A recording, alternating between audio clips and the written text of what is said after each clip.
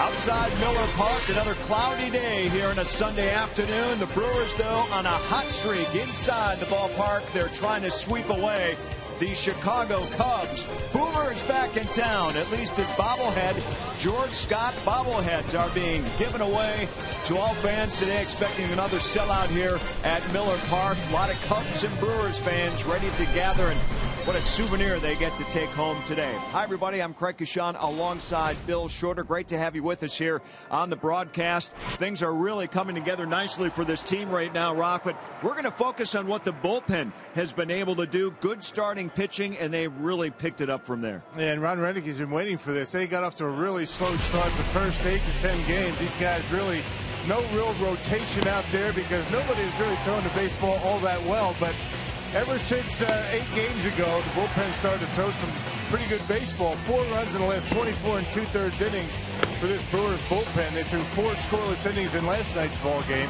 And in the last 8 games, an opponent batting average under 200. Ron Renick starting to develop a rotation that he's comfortable with. John Axford throwing the baseball well. Jim Henderson throwing the baseball well. And anytime the back end of your bullpen is doing well, the rest of the guys fall into line. Things coming along very nicely so far for that bullpen. Brewers are going to try for 7 wins in a row here this afternoon.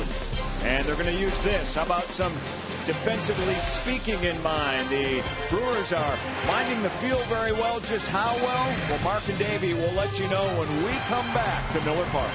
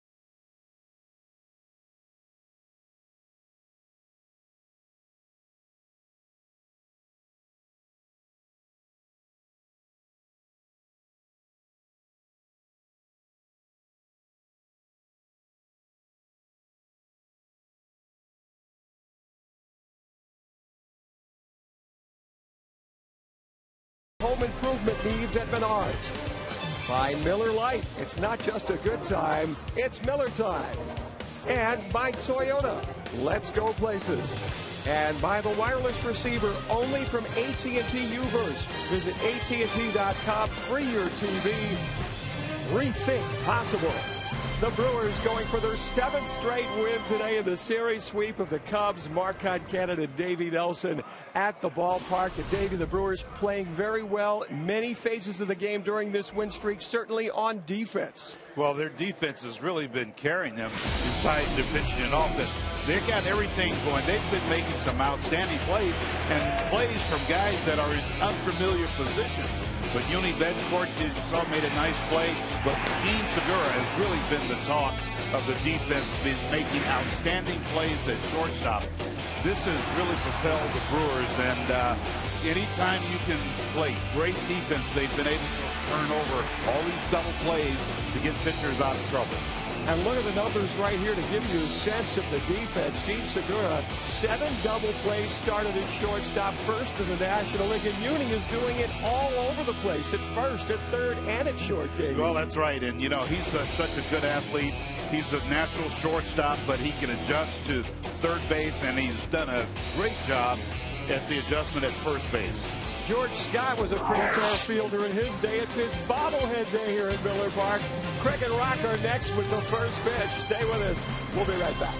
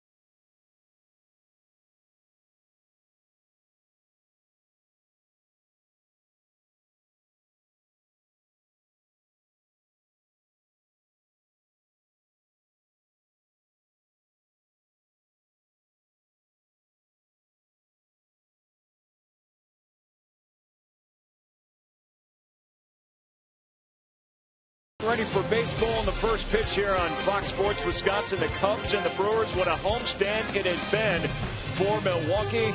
A nightmare of a 2-game series for Dale Swaim, the manager of the Chicago Cubs. He saw his team throw that ball all over the infield and outfield yesterday as they aired their way to defeat against Milwaukee, trying to turn things around in Chicago in his second season.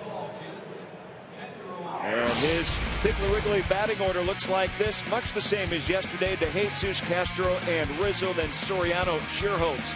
Castillo will be behind the plate. Valbuena, Barney out at second, and Scott Feldman is the pitcher for the Cubs. They will face Willie Peralta out on the hill for Milwaukee. Yep, 23 years old, out of the Dominican Republic, making his 4th start. Started out pretty well his last time out against the Giants here at Miller Park, but had a rough 3rd and 4th inning, and that was all he was able to go. 4 innings on 7 hits. The Menards defense behind Willie today. Martin Maldonado gets his 4th start behind home plate this year. Jonathan Lucroy sits this one out. Brewers have been playing very solid defensively in this homestand. So Maldonado will be catching his good friend Willie Peralta. And Ron Renick's saying they just want to get Willie Peralta back on track. He has had an inconsistent start to the season. And he said, speaking the same language helps. We've talked about that several times, but just a certain comfort level that he's looking to get Peralta back to right now. Yeah, maybe just that language similarity is going to be able to get Peralta, focused and stay away from the big inning. It's always been an issue of command and control for Willie. Perhaps Martin Maldonado and his history with him down in the minor leagues will help. So the 23-year-old Willie Peralta takes the mound. The Brewers wearing their home gold alternate jerseys for this Sunday afternoon game today. Trying to continue their dominance against the Chicago Cubs. They've won 17 of the last 19 here against Chicago. Pretty incredible mark. There's Phil Cuzzy. He'll be behind the plate calling balls and strikes here this afternoon. Brewers back to 500, a game and a half out of first place as David DeJesus steps in. First pitch from Peralta on the inside corner for a strike. DeJesus off to a terrific start, batting .300 early on the season. A couple of home runs and 5 RBIs. Yeah, a lot of these Cubs hitters have some pretty good batting averages coming in, but the problem that they've had so far this year has been hitting with runners in scoring position. That's been a big problem for Dale Swaim and his offense so far. Brewers, on the other hand, have been doing a very good job of that in this 6-game winning streak. The Cubs have 5 batters at .297 or higher in this lineup, and Betancourt sails this one over the head of Gonzalez, and DeJesus is going to wind up at second base after the error. Man, just when we talked about the good defense, only the second error committed by the Brewers on this homestand. Now 6 games, and the game starts out with an E5, and DeJesus ends up in scoring position. DeJesus runs well. Betancourt knows it and got off a wild throw trying to be too quick.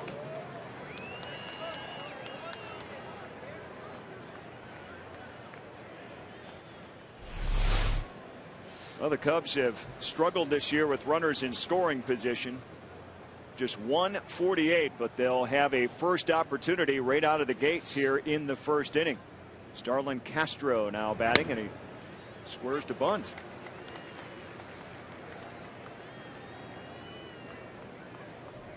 .304 average for Castro right out of the gates. And not sure that Dale Swaim would put the bunt on in the first inning. Perhaps Castro just showing bunt early to bring Betancourt in a couple of steps.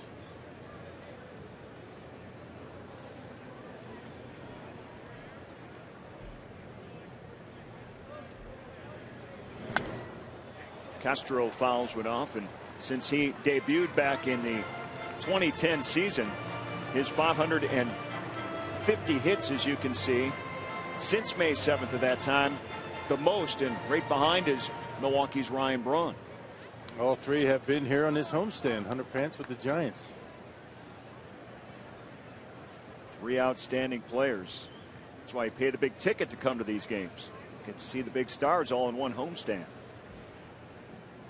Castro down 2 strikes and strikes out. Oh, how about that power sinker? All right, Willie's got his good stuff working for him early on. 95 and some movement going down and in on Castro, and gets him. Well, you don't have to be too fine on the corners when you have downward sink and you can throw 95 miles an hour to go with it. Ball ended up on the corner, and Maldonado ended up catching it about 3 inches off the edge. So 1 down. That brings up Anthony Rizzo, batting only .190 through the first 16 games, but starting to show his power. 5 home runs and 12 RBIs. Boy, when he hits the ball in play, he is making some production along the way for Rizzo. A couple of big home runs, one Thursday at Wrigley Field, and then here at Miller Park on Friday night. He's always hitting the minor leagues. He showed himself pretty well last year, so Dale Swaim sticking with him in that number 3 spot, although he has struggled so far. Rizzo batted .285 a year ago with 15 home runs and 48 RBIs in the 87 games. Quick throw out to second base. Trying to get to DeJesus leading the other way. Maldonado, a big gun behind the plate. You know, when you have a good arm, you show it off. And just keep the runner at second base a little bit closer on that secondary lead. Looks like he may have stumbled a bit right there, and that really slowed his progress. Boy, if that throws on the button, he might be in trouble.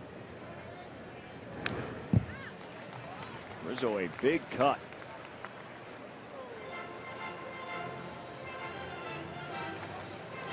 Rizzo began last year at AAA Iowa and then made his Cub debut in June. So he put together a pretty nice final 3 months or so with the Cubs a year ago.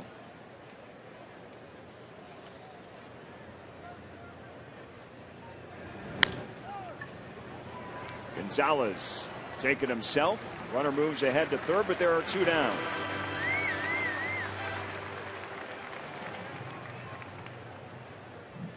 Well, another cool day for whatever reason here in the state of Wisconsin. Just can't get that sun to dial in some warmth. 42 outside, but a pleasant 64 inside the roof here at Miller Park. Brewers will get back into some warm territory when they head out west after today's game. San Diego and Los Angeles coming up on a week-long western road trip. Yeah, pick up about 40 degrees tonight when you get off that plane. That is for sure. Here's Alfonso Soriano. Just got to wonder, Rock, you spend 6 weeks in Phoenix. A lot of these guys, obviously, during the offseason live in warm territory, and it's a big change, not just here in Milwaukee, but across most of the country. You play in 3-4 weeks into the season, and the weather just hasn't turned in a lot of places. No, and you're lucky you're here in Milwaukee, right? That's right. Betancourt redeems himself after the error to open up the game. It does not cost Willie Peralta.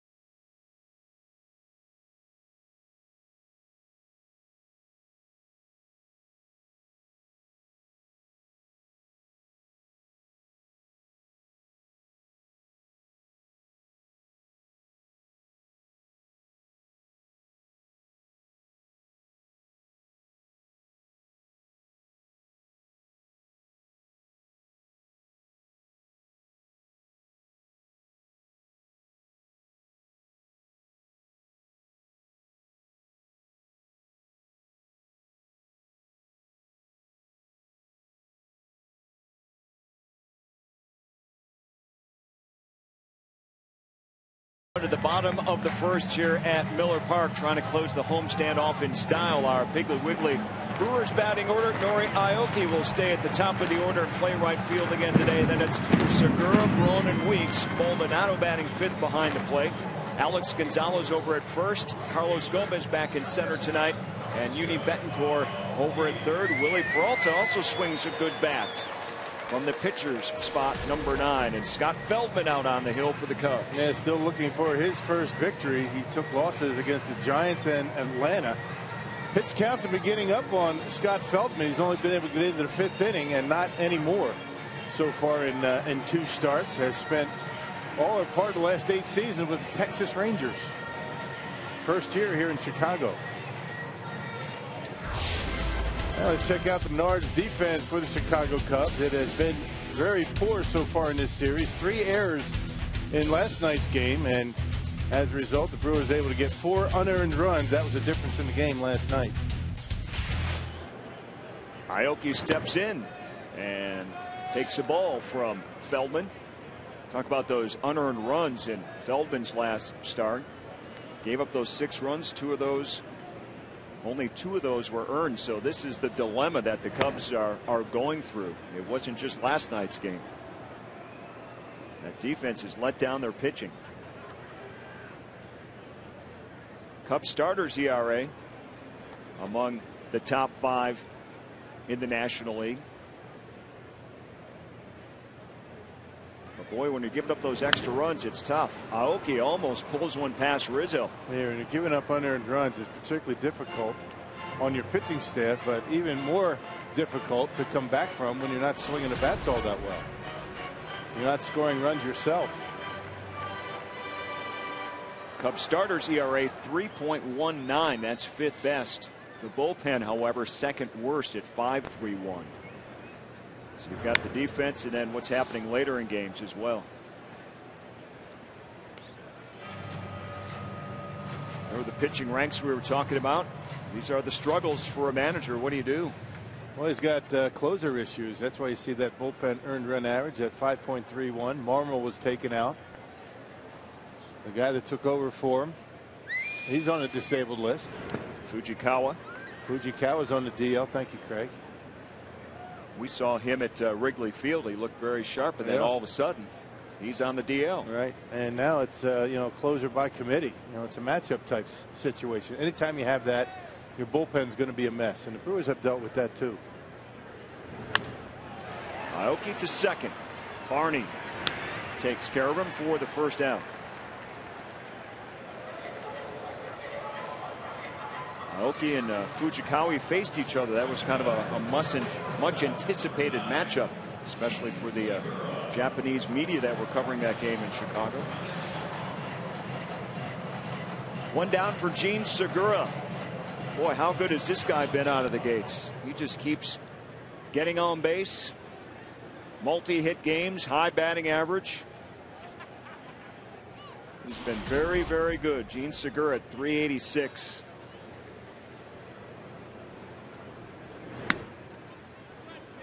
He's in that number 2 spot, and even when all these guys come back, Corey Hart, Ramirez, it's going to be tough to get Segura out of that number 2 slot in the batting order. He's been so good. A couple of hits yesterday, a double to right, single to center, and tremendous defense at short.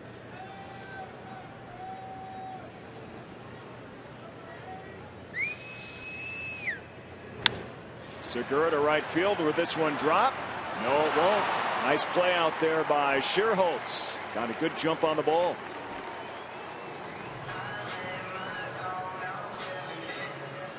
And Scherholz, it looked like he misplayed one yesterday when Segura was up. Ended up being a double. This time coming in. Playing a little bit, maybe a step in on Segura and able to make a catch.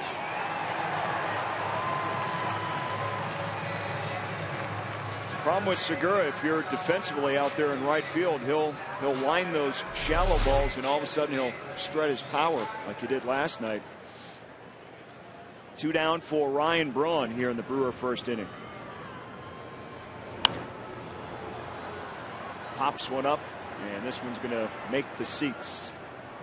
And Scott Feldman, a sinker baller. Feldman, listed at 6'7". He's going to be standing tall. Not much of a bend on that back leg. The front leg stiff. That's why he gets that good sink on his fastball. You can see how tall he stands, and not a very long stride. You can sink your fastball by just shortening your stride, and it looks as though that's what he does.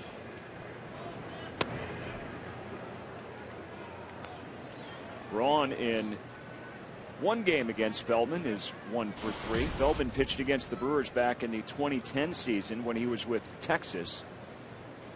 Braun's numbers on the season. He's averaged down to 283. He has struggled to put the hits together as of late for Ryan Braun. 4 hits in his last 28 at bats. 3 of those, though, have been home runs. Yeah, but still he's at 283. That's the kind of thing you get with Braun. I mean, he might not be getting his hits, but he's always going to be able to keep that average up.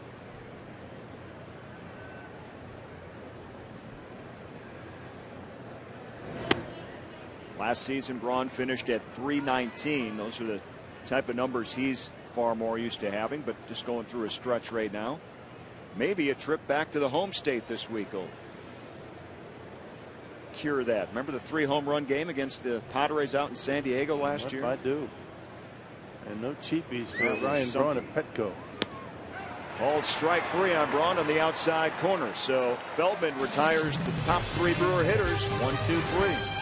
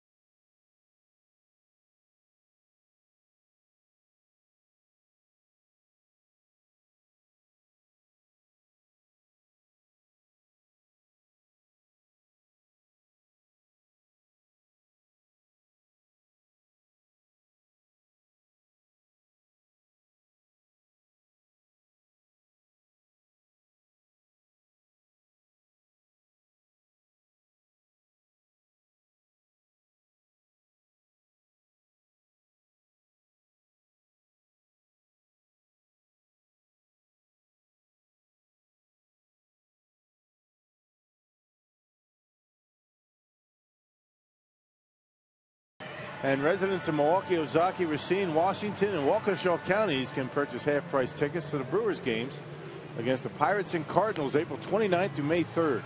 Save 50% on tickets at brewers.com/5county. Willie Peralta back out on the hill to start the 2nd inning against Chicago batters. David DeJesus led off the first and forced an error and was out at second base with nobody out, but he went through Castro, Rizzo, and Soriano no problem. So now it's Nate Schierholtz. Made a nice catch to retire Nori Aoki in the bottom half of the first.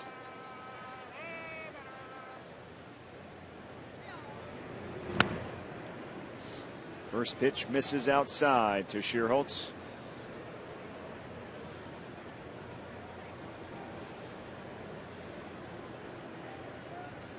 We're going to have Hiram Burgos join us in the bottom half of the inning live from the dugout. He won his major league debut last night.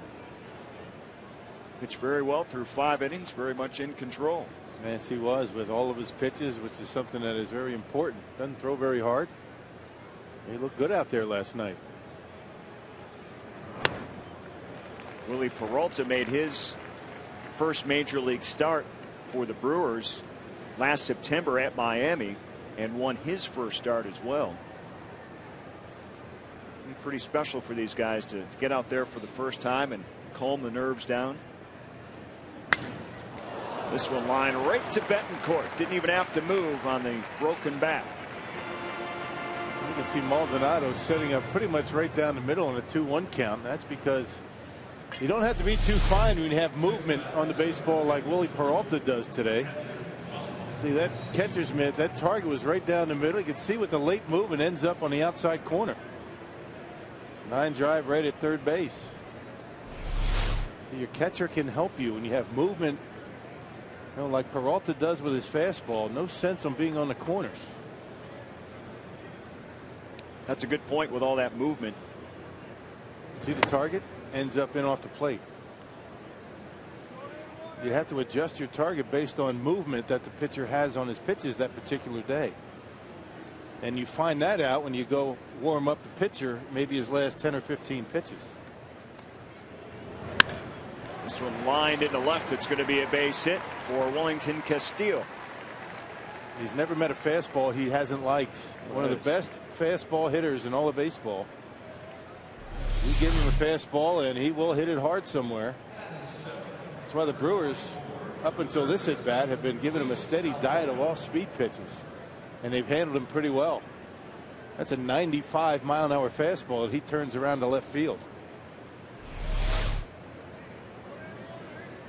So a runner aboard for Luis Valbuena, the third baseman. 238 on the season for Valbuena.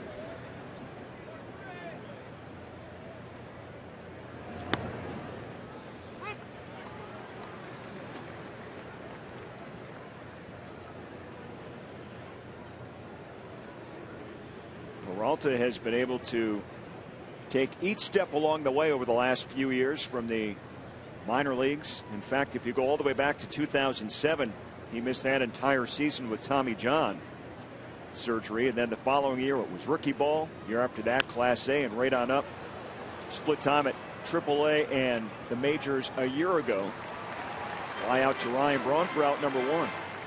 I should say out number 2, as Castilla holds it first.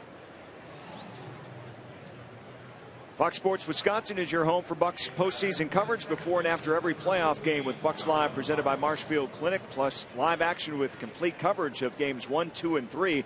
Tune in tonight for game 1 when the Bucks travel to Miami to take on LeBron James in the Heat. The action tips off at 5 with Bucks Live only on Fox Sports Wisconsin. Take our coverage of Brewers baseball right up until 5 o'clock today. And it right off to Milwaukee. Bucks down in Miami, tough task. Number 8 seeded Bucks and the number 1 seeded Miami Heat, defending champs. All the pressure's on the Heat, though. That's what Brandon Jennings keeps saying. All right. Hope for a good showing, that's for sure.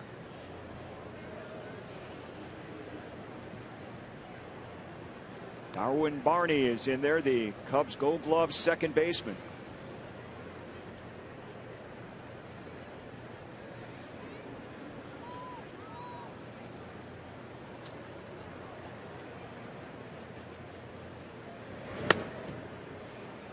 Barney suffering an injury right towards the end of spring training, and missed the first 12 games of the season. Had a laceration on his left knee, so he's only played in 4 games, just 1 hit and 14 trips. He's trying to get back to the Barney of old. Yeah, pretty good number 8 spot hitter, not afraid to take some pitches. He'll hit with 2 strikes, and very good in hitting the baseball to right field. Aoki is really shaded toward the line. Not much of a gap hitter. He's going to hit it that way. It's going to be down the right field line. Now you see Aoki way over. Big, a lot of room in the gap in right center for Darwin Barney. To say nothing about how much they missed him defensively at second base. Yeah, he set a franchise record for consecutive games without an error last season, spanning from April until September. 141 consecutive errorless games out at second base. In fact, that tied a major league record.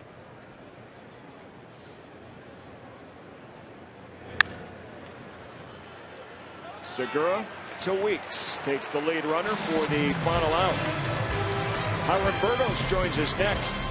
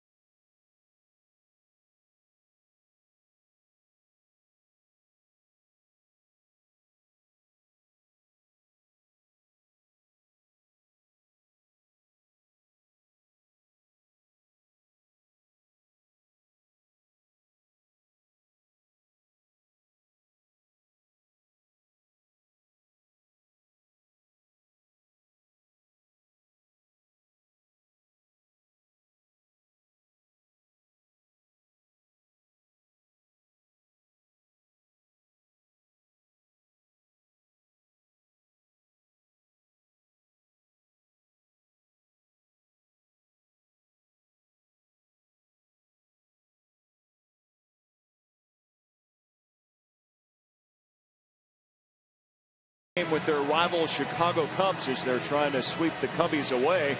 And we are happy to be joined by Hiram Burgos, the Brewers starter from last night, who had a terrific major league debut, beat the Cubs 5 strong innings and just 1 earned run given up. And Hiram, really appreciate you taking some time with us down in the dugout. Congratulations on the win yesterday. Tell us a little bit about what it was like for you to go right out on the mound, right out onto the gates, and really look calm out there. Were you? Yeah, thank you guys first. And actually, yeah, I was very calm. I had a lot of confidence on me yesterday, and you know, I was just anxious before the game. I just want to start warming up and all that, and be ready for game time. And as soon as that time came, just, you know, I was very calm. I was sighting, so I think that helped me a lot too. I prepared myself mentally a lot. So I just went out there. You know, I just want to give the team a chance to win a ball game and keep the streak going. And right now, you know, I did my part, and I got to thanks, you know, the defense and the offense too. Did you have any conversations with Martin Maldonado in preparation for your start yesterday, and what are some of the things that he told you? Actually, yeah, he was, you know, he was just telling me the basic stuff, you know, hey, this is the same game. This is just it's more crowd. That's the only difference here. You know, it's the same game, so you just go out there, have fun, and do your thing. I know you got confidence in all your pitches, so hey, attack the hitters. Let's talk about those pitches. I mean, has it been throughout your life that you've had such good command of all of your pitches like that, particularly off speed? You know, your slider, the curveball, the changeup. I mean, it was incredible to watch last night. Yeah, that's my strength, you know, and right now that's the kind of pitcher I am. So I gotta, you know, make sure all my pitches are for stride, or they're working and all that. So that's the thing. It's gonna help me a lot, you know, through now from baseball. So that's, like I said, that's the kind of pitcher I am. So I gotta throw everything for strike. How much did your participation in the World Baseball Classic help you prepare for last night's start? Actually, well, that might be you know, a plus. And actually, when, you know, on that was the biggest stage I ever been before, you know. So I think, you know, I can think and visualizing, and I say, hey, that helped me. That helped me, and you know, to be successful, yes, like control myself and be calm on the mound, and, you know, go at it.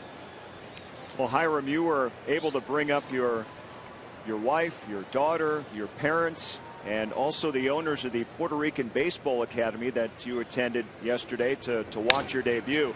How special was that to be able to pull that off, and what's this weekend been like for you? Hey, actually, my parents, they've always been there for me. They've always been, you know, my support, my biggest fan, my parents, you know.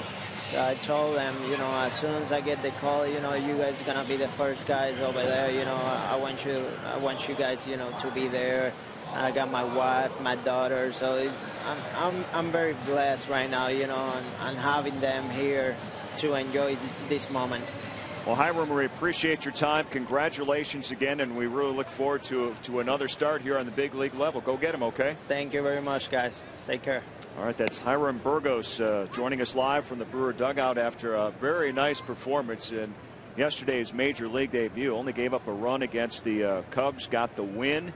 5 innings of work, and looking forward to seeing how potentially he can fit into this rotation. Yeah, very poised young man out on the field, and very polished as far as the interviews go. Yes, you know, we had him up here last year after he was awarded the Minor League Pitcher of the Year award. We had he and Hunter Morris up here and interviewed both of them. Very respectful young men, and you're going to see a lot of both of them going forward.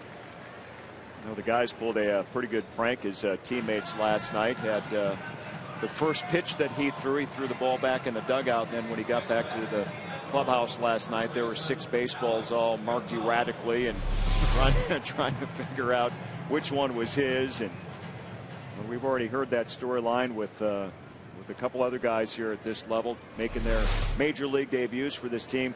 A blend of some youth and inexperience, yeah, with some veterans trying to hold things together. Gonzalez, a towering fly ball that Soriano gets under, and the Brewers go quickly, and we appreciate Hiram Burgos' time.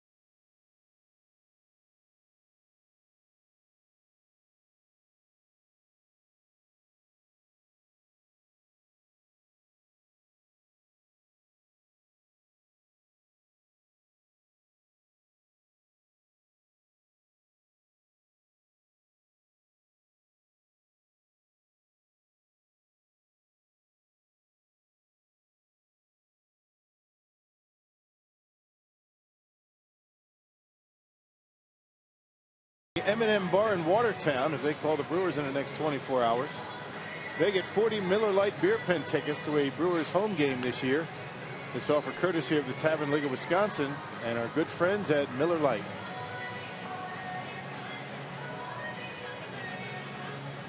Fox Sports sends our sympathies to everyone affected by this week's tragedies, both in Boston and West Texas. Please support OneFundBoston.org for those affected in the Boston area.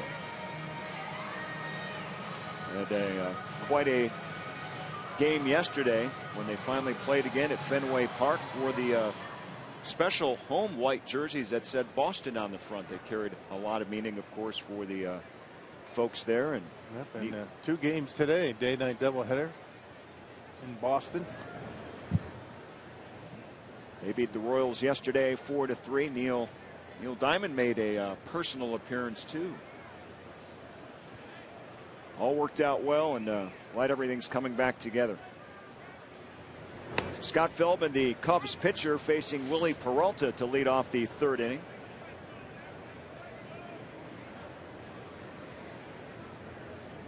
Feldman has not gotten a lot of opportunities to hit. He's in the National League for the first time. A little bit during interleague play. Big guy, 6'7". That's a big strike zone up there for Willie.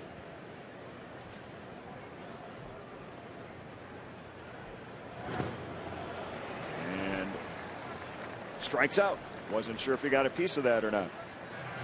Here's today's Charter high-speed pitch as Willie Peralta out on the hill, and so far for Willie, right where you would expect it at 96 and Feldman 92. It's not just the velocity for Peralta so far. It's a good movement. I mean, he's got it both working for him today. A little bit like he was against the Cubs at Wrigley. He was lights out in that start. He threw well. It looks like he's got it working for him again today. Clearly the best start he's had out of the three was at Wrigley Field. 6 2/3 innings, and it came at a time where the Brewers really needed a starting pitcher to go deep. Unfortunately, they couldn't hold the lead and lost it late. That's when the bullpen was still trying to get it back together.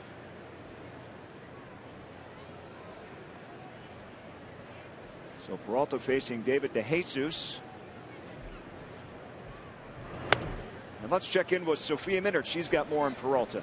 Well, one thing Ron Renicky is keeping an eye on in Peralta's start today is his rhythm. He said it's something that all of his pitchers struggle with. He feels that Peralta at times rushes, and that affects his command. He says Gallardo has the same issue. He rushes at times. Estrada, the other way, at times goes too slow, and he said that rushing that delivery will affect his command. And he said when Peralta has good, clean games, that all of his deliveries appear the same and you really don't notice it.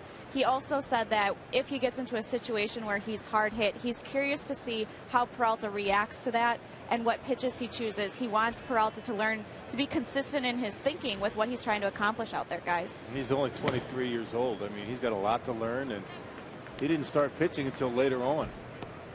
I mean, he was actually a position player up until the time the Brewers drafted him. And you talk about rushing and rushing through the delivery. One thing that a pitcher will try and do is balance on that back leg for maybe a click, just maybe an instant, like right there, balance on straight up to make sure everything is in sync before you start toward home plate. Nice play by Peralta to cover first. That's something you see from Marco Estrada, and he really exaggerates that delay on that back leg. Because once you start rushing your delivery, your arm drops, everything flattens out, and you lose velocity and location. Marco does a good job of that.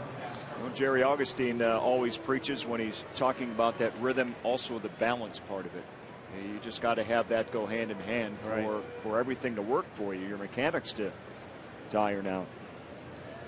That's important, pitching and hitting and defense, everything. You have to have your weight equally distributed before you do whatever. Throw a baseball, swing a bat.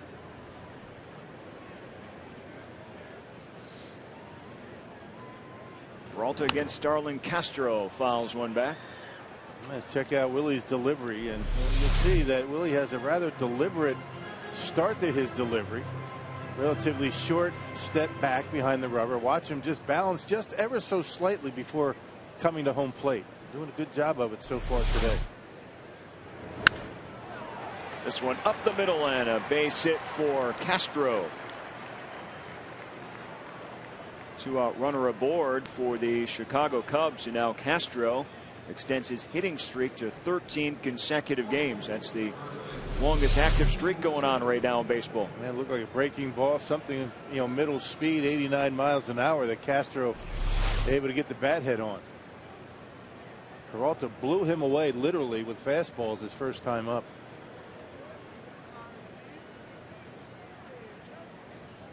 Anthony Rizzo with the runner at first, 2 down here in the Cubs' third.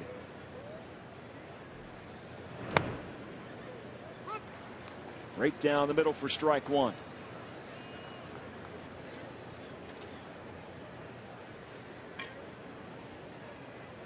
Rizzo grounded out to first his first time up.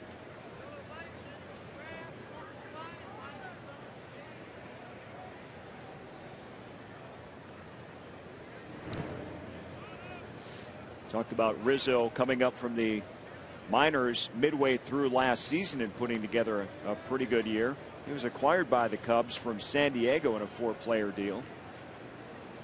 And they immediately said, this is our future first baseman.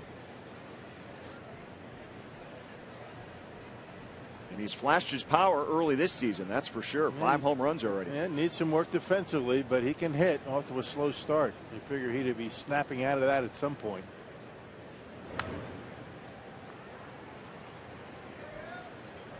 Peralta ahead of the count now, ball and 2 strikes.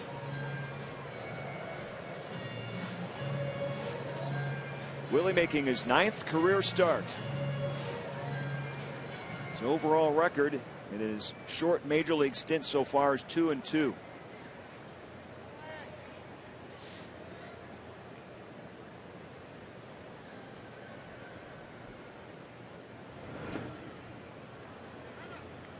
This is low.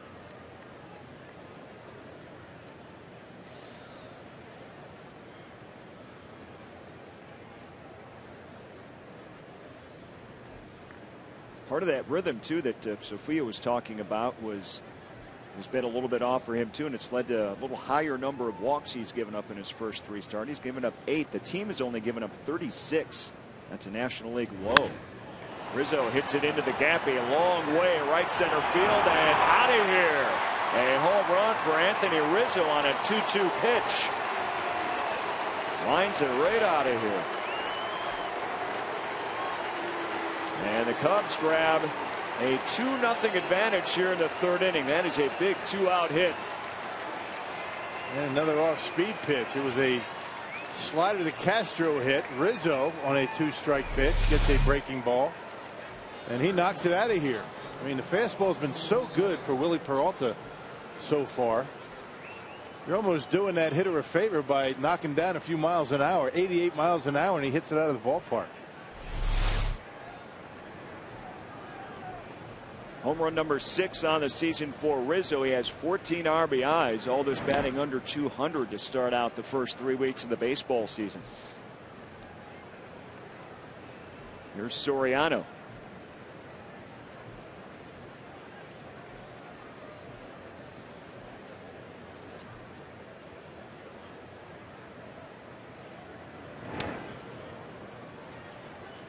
I'd say Anthony Rizzo's feast or famine, isn't he? Totally. Another home run. Yeah.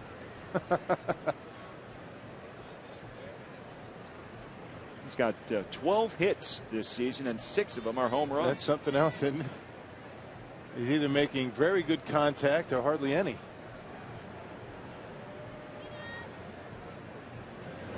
And he's fanned 17 times. I guess that proves what we just said. That is hit or miss. But he hit that one. There was no doubt about it. Which is why the Cubs like him so much. He can hit. Young kid just trying to figure it out. Just grinding away.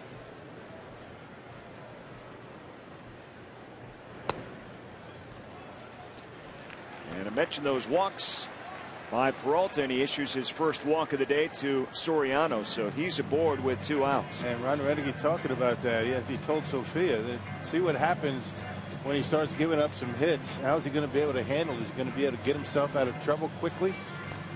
So a single, a home run, now a walk for Willie Peralta. And for some reason, has gone away from the fastball a little bit as this inning has gone on.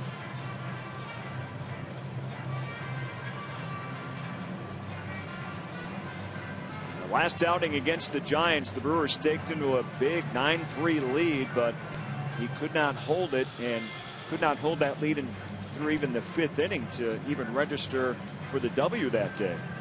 Just 4 innings in a game of 5 earned runs, 3 walks along the way as well.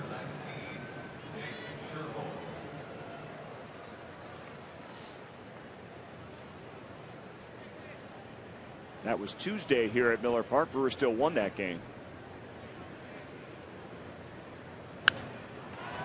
Fly ball center field. Gomez going straight back. And Sherholtz retired for the final out. But the Cubs, a 2-run home run to take the lead over Peralta.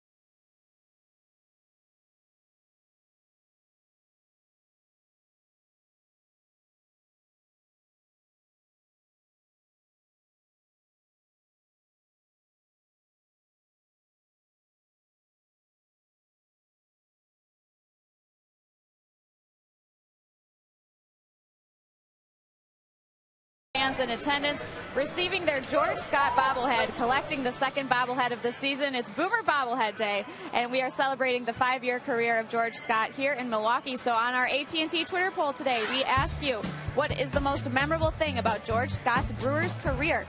You know our handle at FS Wisconsin. Is it that full hand of gold gloves he earned here, his home run title in 1975, or that infamous teeth necklace, collecting second baseman's teeth? And while we're here, we'll also check in on what our minor league teams are doing. The Nashville Sounds are the 5-9 record, good for 3rd place. Huntsville 7-9, also tied for 3rd place. The Manatees in Brevard County are in 2nd place, and the Timber Rattlers have a 5-7 record in 7th place. Of course, the Brewers riding a 6-game winning streak, and they're finally back at 500, guys. How about that? There we go. A lot of information from Sophia in a short amount of time, so we have a lot to cover here. Let's start with George Scott first. All right, 2-time All-Star. He's got the 5 gold gloves, home run champion. And remember the big trade. In 1976, he goes to Boston for Cecil Cooper, and that started the big surge and part of that offensive attack for the Brewers back in the late 70s, early 80s, World Series appearance. Yeah, worked out well for Milwaukee getting Coop. George Scott. He had the he may have had the original fighting necklace. Would you agree if he has second baseman's teeth around his neck? Jim Gantner's tooth isn't on that necklace, is it? You think? Well, you never know. Gumby may have offered him one. I think Gumby's got all of his choppers. Carlos Gomez leading off the bottom of the 3rd here for Milwaukee. 2-0 Cubs have the lead. It's George Scott. Big fella. Packed a punch. Heck of a first baseman. He hit for power. And that patented, that was actually a shark's tooth necklace, wasn't it? I don't know. I think it could be second baseman's. Who knows? Can't put anything past the boomer. Has anyone ever asked him?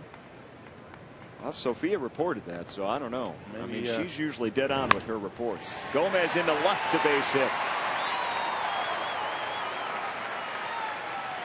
Good start to the 3rd inning for Milwaukee. Yeah, waited back nicely on that breaking pitch from Scott Feldman, who has a very good sinking fastball in his own right. Not as fast as the one or velocity that Willie Peralta has. He hung a curveball to Gomez, and he waits back. See, his weight went forward, but he kept his hands back. That allowed him to get enough and generate enough bat speed to hit that ball on the left.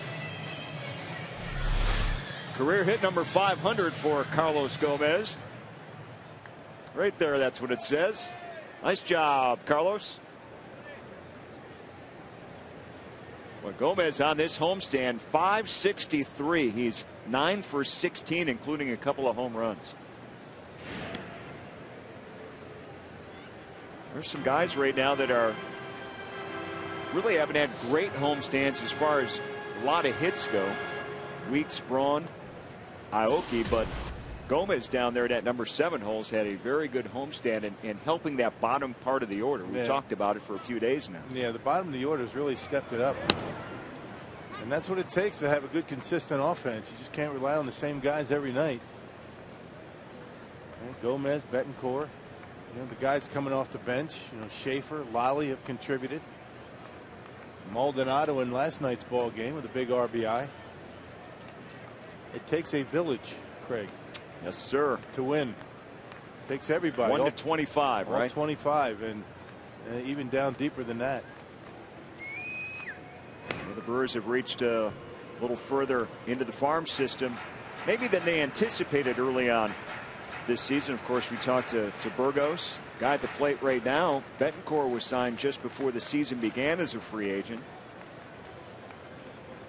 They have Josh Prince there. They've got Blake Wally.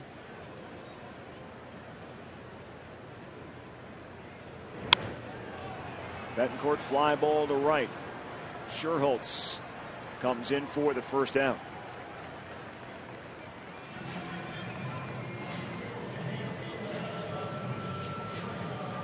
Here's today's CarSoup.com email the booth question. Artie in West Dallas submitted this one. I caught a foul ball at a game recently. Why was the ball so dirty? I thought they use new baseballs. No, they do, but they rub them up to get the shine off of them. And, the baseballs in the box are a little bit slick.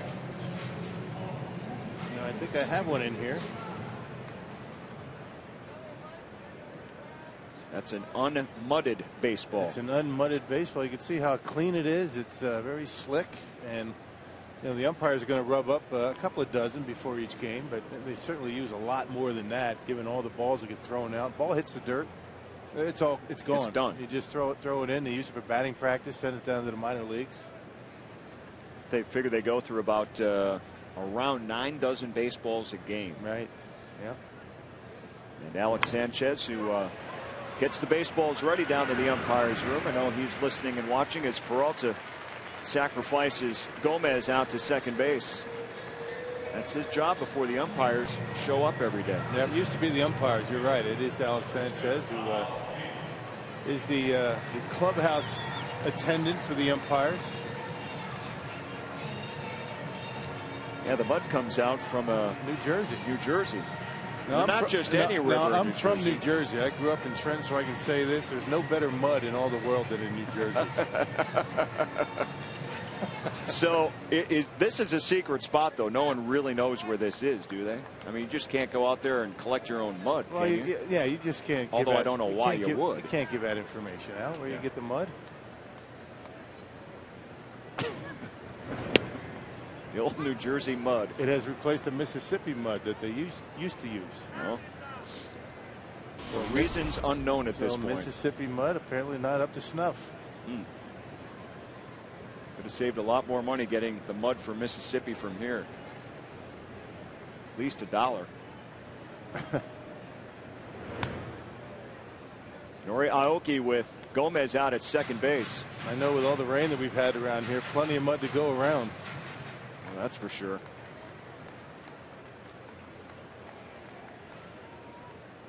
Hopefully with the Brewers gone for a week out west, they'll come back and be able to open up the roof. Wouldn't that be nice? Not even a thought so far in the first 2 homestands. Aoki 2-1 against Scott Feldman. Anthony Rizzo hit a 2-out home run in the Cubs half of this inning. Let's see if the Brewers can come up with a big 2-out base hit.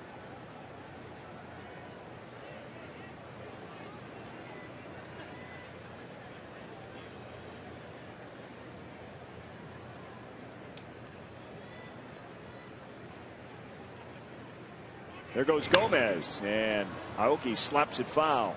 Had that one stolen, didn't he? Sure did. A little bit risky trying to steal third base with 2 outs.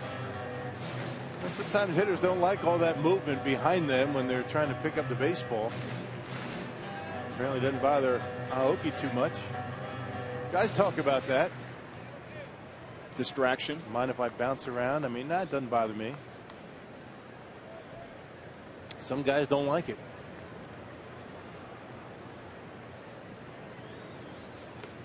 Aoki awaits the 2-2. 3-2.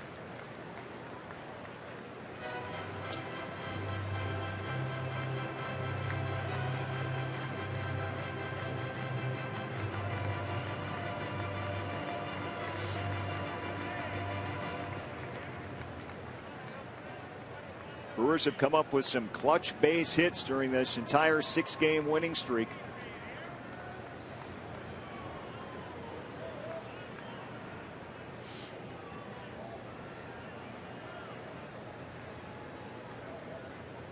It's rare during this hitting streak that the Brewers have played from behind. They have not been behind since early in the game against the Giants on Tuesday. And they had that big 8-run 3rd inning. Feldman, nice grab with the glove to retire Aoki. Using all that 6'7" wingspan out on the mound.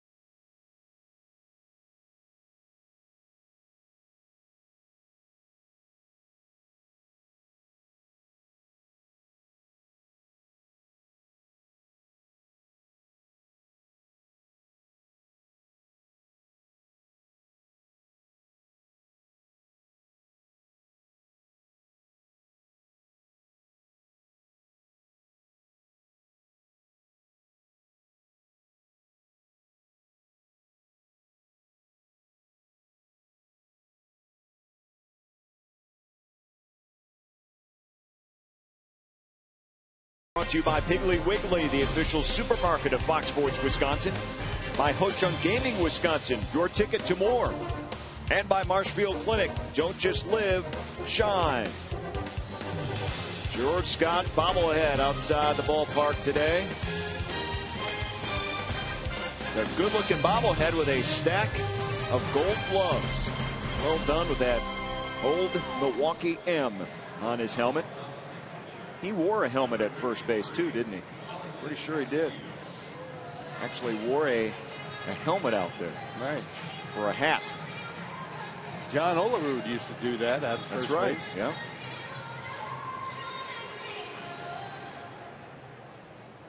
So the Cubs with a 2-0 lead now in the 4th inning, and their catcher Wellington Castillo, who had a base hit back in the 2nd inning.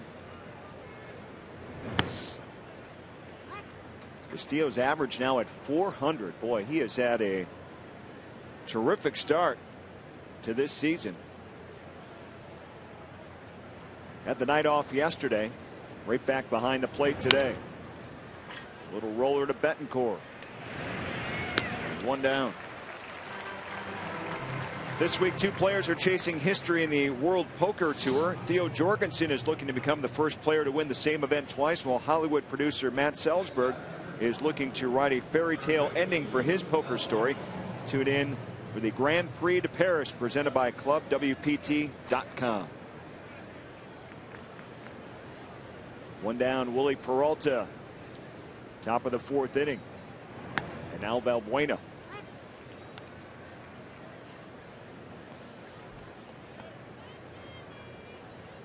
Peralta's only mistake, a 2-out, 2-strike home run given up to Rizzo. High fly ball will make the seats in foul territory.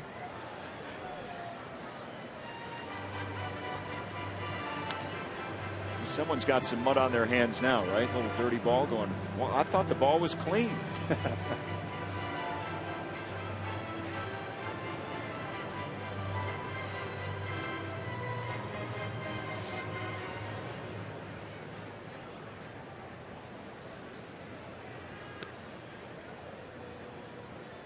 Well, one of the question marks we're watching with Willie here, how he responds after the runs that he gave up. The 2-run home run, had a walk, and then settling down here early in the 4th inning. Fly ball to Ryan Braun, and there are 2 down.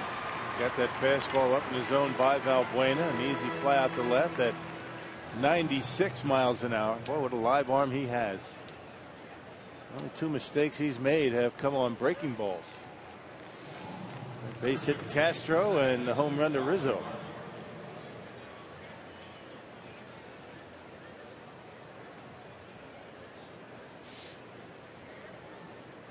Here's Darwin Barney, Cubs second baseman.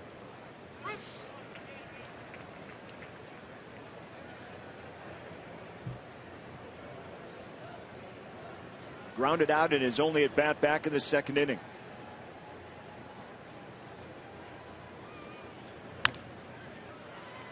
And a weakly hit ball. Betancourt takes care of him in a nice quick inning for Willie Peralta.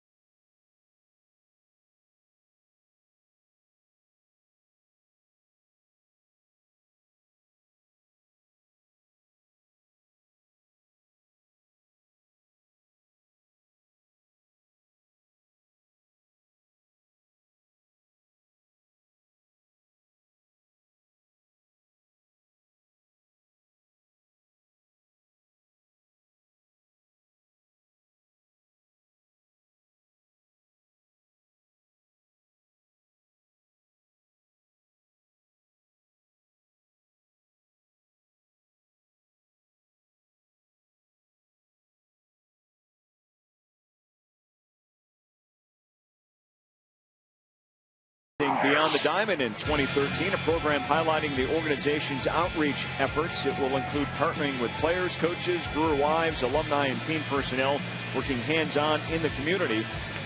The events focus on the foundation's 4 areas of outreach: health, education, recreation, and basic needs. Heading to the bottom of the 4th inning now here at Miller Park. Good crowd on hand. Last night we had a sellout, more than 42,000, maybe a little bit short of that here this afternoon. What better place to be, though, when the weather's still crummy here in the state of Wisconsin than to be inside watching some baseball.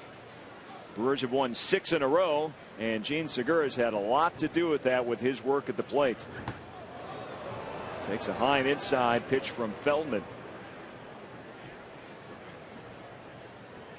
Feldman faced the Brewers, and he was a member of the Texas Rangers back in the 2010 season during interleague play. Pitched 6 shutout innings against the Brewers here at Miller Park.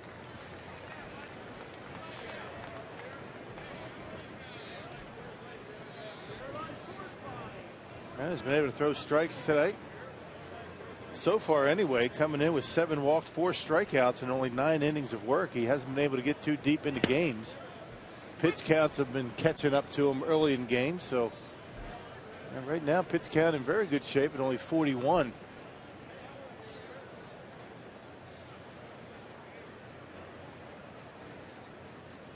He's made 207 big league appearances. This is his 104th start. Back in 2009, he was the Rangers opening day starter.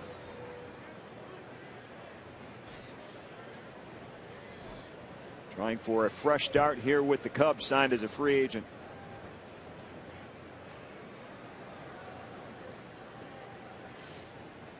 Segura 0 for 1 in this game and draws a walk.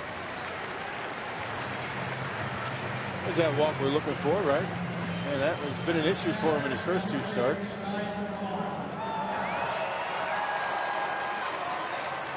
I guess you could also ask the question, how will he do with the lead right now?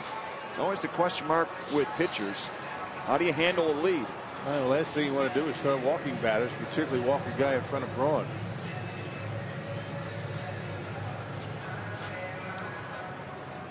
Braun got caught looking on strikes his first time up back in the first.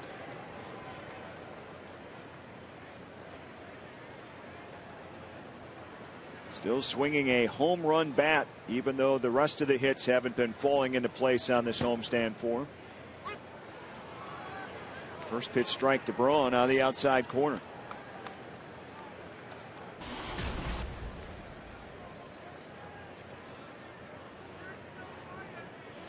Team's home run leader with 4.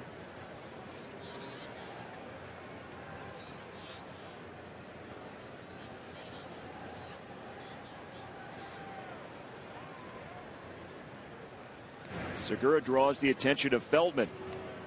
And Castillo is creeping inside. Looked like they wanted to come inside on Braun. You know, catchers don't like it when a pitcher throws over when he's setting up inside. As soon as he starts throwing over, that hitter takes a look and kind of knows what they're trying to do. Let's see if they change it up, do something else.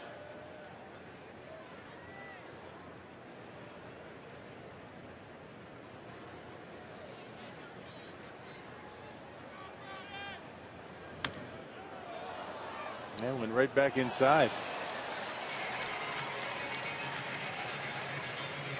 Segura and Aoki are the leaders in stolen bases for the Brewers. They each have 3.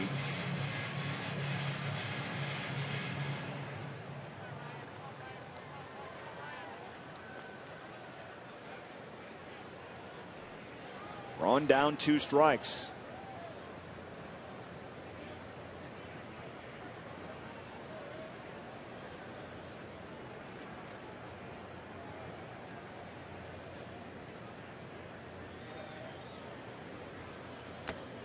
And he strikes out again, this time swinging. Those all fastballs to Ryan Braun. Cutter, fastball, cutter. And well located on all 3 pitches. There's a cutter on the first pitch, the same pitch that got Braun looking in his first at bat. Then he goes fastball in. That sinker had some tail on it, and then a cutter off the plate that Braun chases. Feldman has pretty good command in and out so far here today. He has been in control. And after the leadoff walk to Segura, retires Braun and now Ricky Weeks. See if Segura's going to get up and running. Keeping a close eye on him over there at first. Weeks grounded out to short his first time up. Ricky only 4 hits now in his last 46 at bats.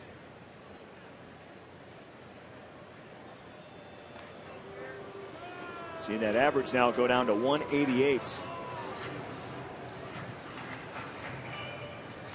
And things go in streaks for Ricky Weeks. We've seen it for a number of years now with Ricky. Gets real hot, then he cools off. Then after a while, he'll get hot again. And still looking for that consistency. Everyone was encouraged about how he finished last season in the final 65 games. He batted .282. Segura bluffed a move and now goes back to first.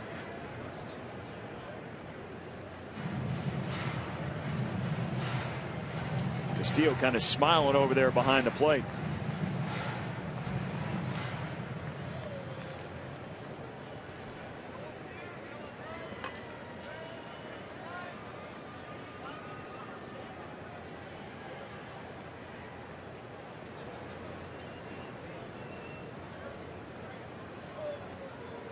Here's a look at Segura. Is he going to get ready to go? Not yet. This time the throw from Castillo is late. Almost threw it into right field. Good pick by Rizzo. He gives Segura a big lead, big secondary lead, and Castillo thinks he's got a chance to pick him off.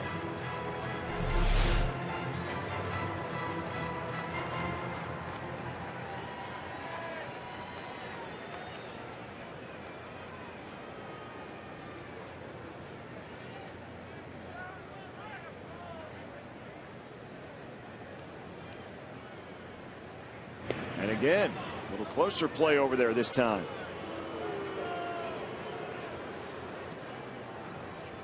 Cubs lead this one 2-0 on a 2-run home run by Rizzo.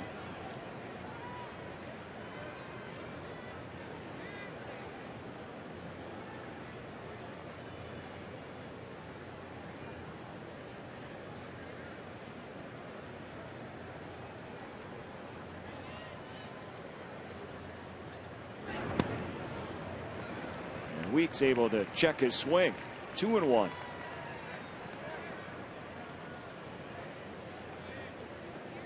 Man, this is a count where you would figure Feldman to go with a fastball. Not a bad pitch for Segura to try and run.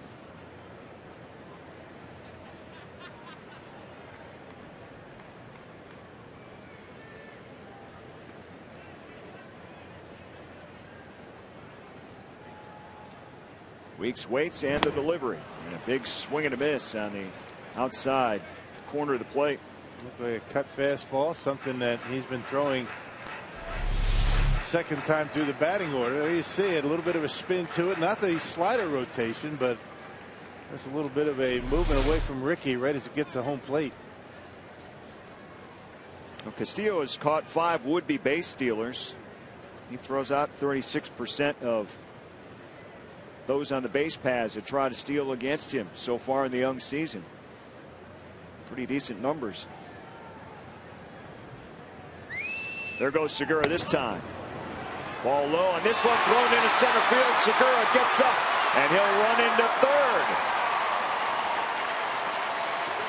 Timed out very nicely by Segura. He was patient over there. He draws another error on the Cubs defense. Well, there was contact between Castillo and Ricky Weeks, but Ricky stood firm in the batter's box, did not try to impede Castillo's ability to throw the baseball. Because of the contact, Castillo didn't get off a very good throw. Check it out. These guys collided, or at least it looked like they did. Maybe there wasn't any contact. He avoided it. That ball sailed because of that, and Segura now at third base with only 1 out. See if a fly ball into the outfield can get Segura home at the very least. Full count pitch to Weeks. This one slap foul.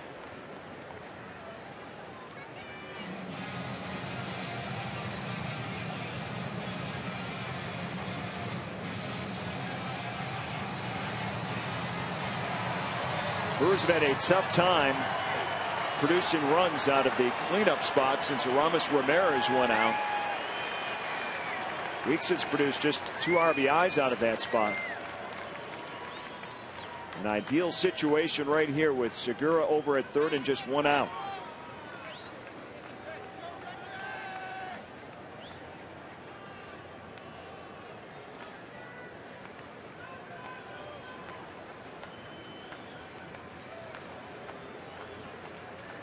Brewers having a tough time putting some things together here early on against Feldman.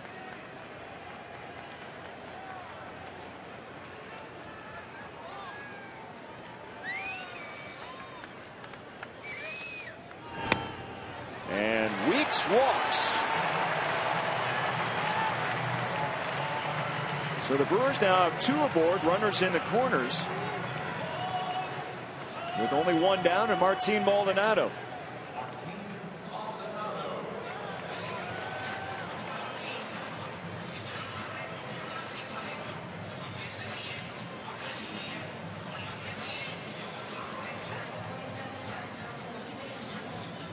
Maldonado had a nice game yesterday playing over at first base. He had 2 hits and walks, scored a run, had an RBI.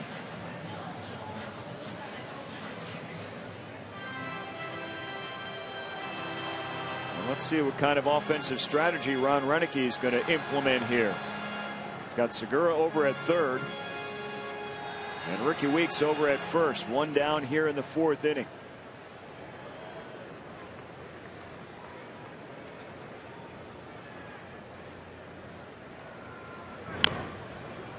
Chopper foul to start things off for Maldonado.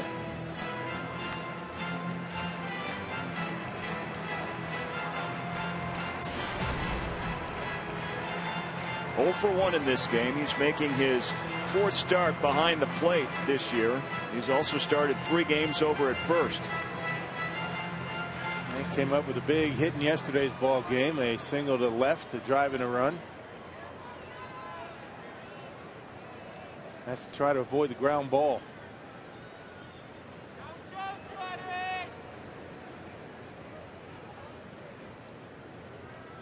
There goes Weeks, and he will steal second on the pitch that Castillo had to jump out and save. And now you don't have to worry too much about the ground ball for the double play. Feldman, that's always an issue with Feldman because he's got that good sink on his fastball.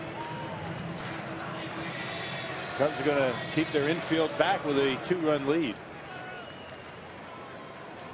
Ricky Weeks with his 3rd stolen base. That matches Segura and Aoki for the team lead.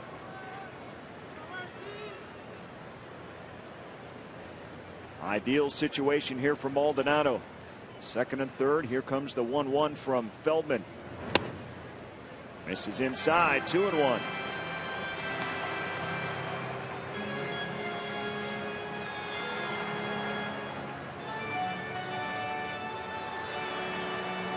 Feldman trying to do whatever he can out there to catch his breath and relax a little bit.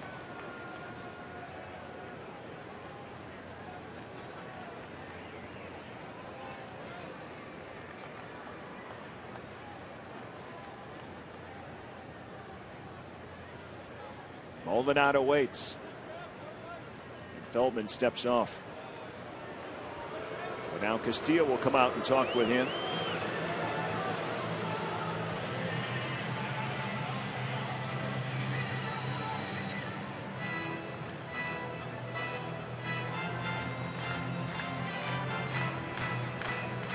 Brewers have equaled their longest winning streak from last season already. It was 6 games. The last time they won 7 in a row was the 2011 season at the end of July to August 1st during a stretch of 8 games there. I should say 7 games there. Here's the 2-1. And it misses again. 3-1. Feldman can't find the strike zone. All of a sudden, these walks that have been a problem for Feldman have appeared here in the 4th inning. Flawless through the first 3. And now in jeopardy of walking another.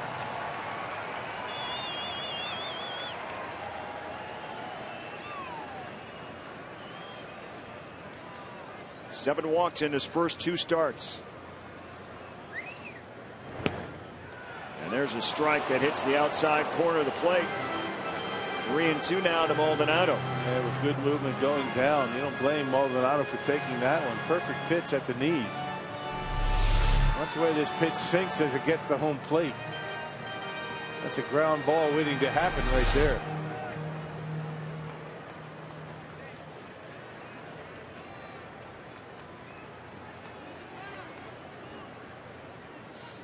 And timeout call behind the plate.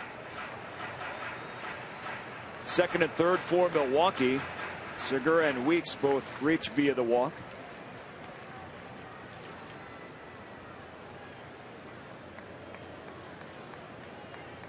Here's the 3-2. And a third walk in the inning for Feldman. He has loaded the bases with the free pass.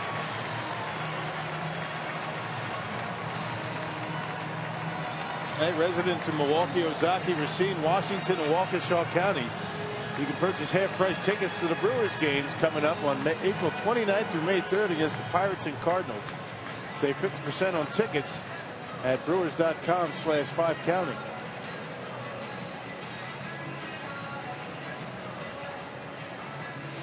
Well, pitching coach Chris Bosio walks out to talk to his starting pitcher.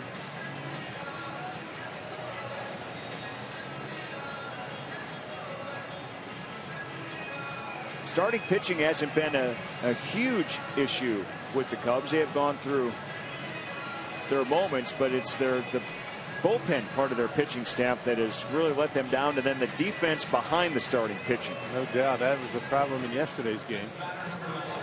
2 good starts for the Cubs so far in this series, and they're 0 for 2. And defense hasn't been very good in either one.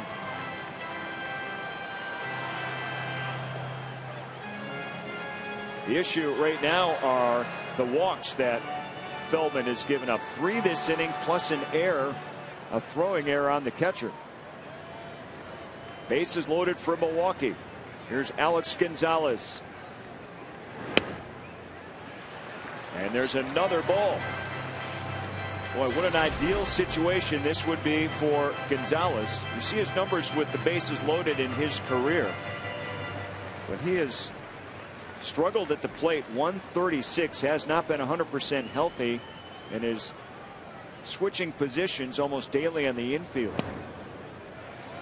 You see Feldman really trying to concentrate down in the strike zone, and one pitch away from getting out of this mess with a ground ball double play. Gonzalez looking for something up in the zone to elevate, to get in the air. Taking a pretty close pitch at the knees right there, and Phil Cuzzy said it was out of the strike zone. Gonzalez returned to first base today, a position he has played obviously throughout spring training. Trying to get him more comfortable. Here's the 2-0, outside, 3-0. Boy, Feldman just can't buy a strike. He's not missing by much, is he?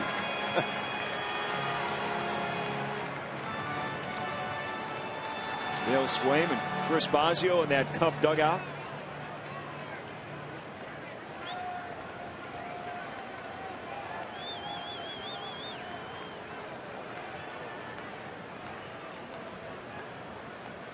Bases loaded, 1 down, 3 balls, no strikes to Alex Gonzalez.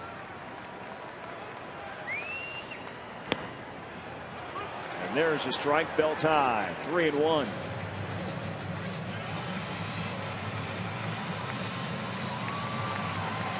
Gonzalez's season average down to 133.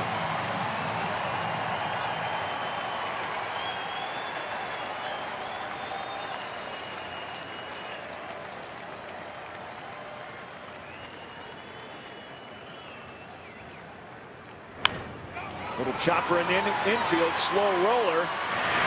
Valbuena has to go to first, but the Brewers get a run as Segura crosses the plate, and they're within 2-1. Boy, Gene Segura got a great jump off of third base. I mean, he knew right away. Look at the way he creeps down that line and on his horse right away. That would have been interesting had they gone to home plate. It would have been pretty close. Remember, it's not a tag play. He could have thrown that baseball. It was just a force play at home. Elects to go to first, and the Brewers pick up a run. I think he might have been able to get him had he thrown to home.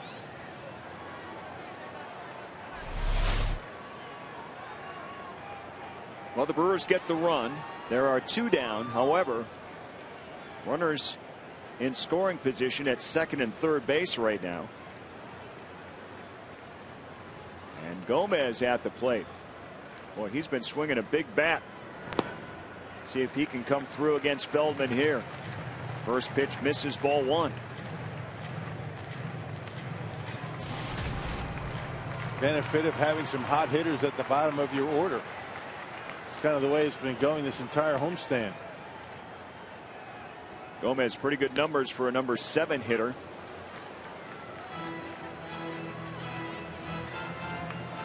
Nice curveball by Feldman there to even the count at 1-1.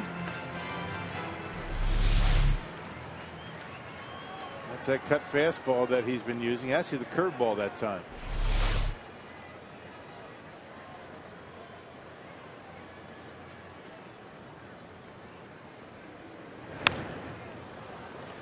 Gomez pulls it foul.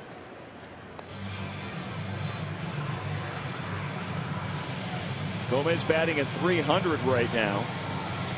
A couple of home runs and 5 RBIs. It's a great average for a manager to put in a number 7 spot.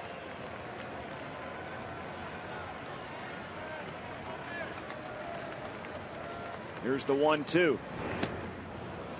And Gomez is able to check his swing. 2-2.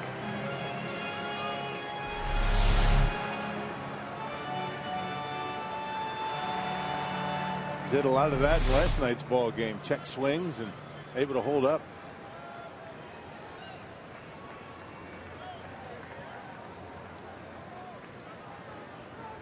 Base hit could put the Brewers in front. Here's the 2-2. Called strike 3. Feldman finally delivers. Boy, had a rough inning, giving up 3 walks, but only 1 run.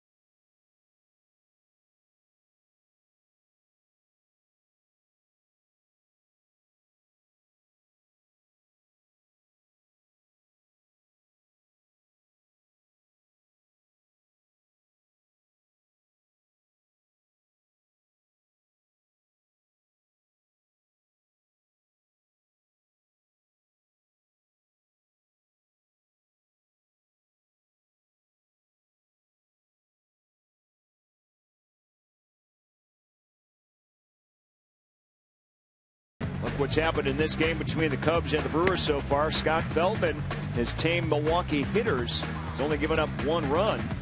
Willie Peralta trying to do the same against the Cubs.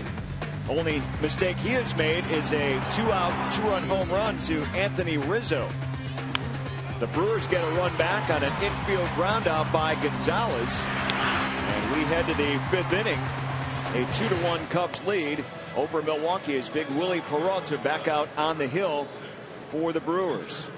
Milwaukee has managed just 1 hit off of Feldman. He walked 3 in the last frame against Milwaukee. Hits have been tough to come by the last couple of games against Cubs pitching. Man, think about it. Had the Cubs been able to play some defense in yesterday's ball game, it would have been a much different story. 4 unearned runs. And Cubs pitching has been pretty good, particularly the starting pitching in this series. Samardzija had Edwin Jackson in yesterday's ball game, both throwing pretty well. And Scott Feldman's doing a pretty good job today. Brewers with 7 hits on Friday night, 6 last night, and only 1 so far in this game. And Feldman, the pitcher, leading off the 5th inning. Segura in foul territory makes a nice play. Had to run a long way to catch up to that one.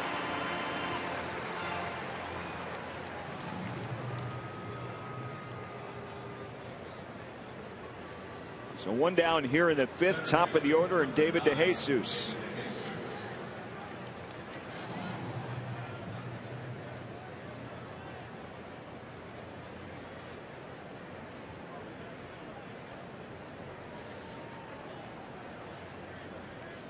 Peralta teaming with Martin Maldonado behind the plate.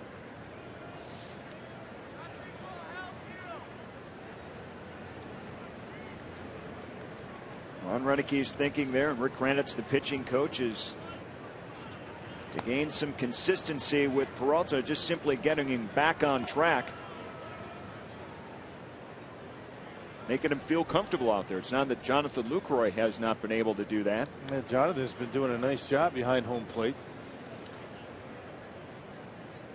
Calling a good game, blocking pitches, threw out a base runner to end Friday's game. 2 good defensive catchers the Brewers are blessed with. Not too many organizations can say that. 2 guys that you can honestly say could play every day.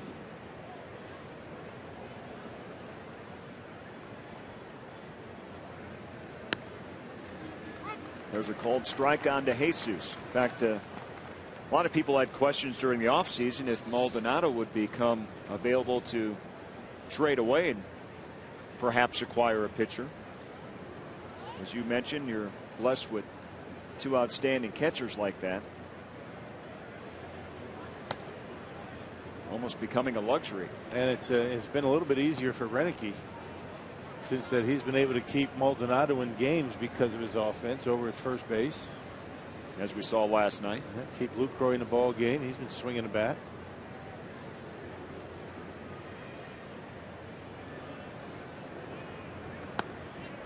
The 3-1 misses low, so a 1-out walk issued by Peralta. That's the 2nd walk he has issued in this game.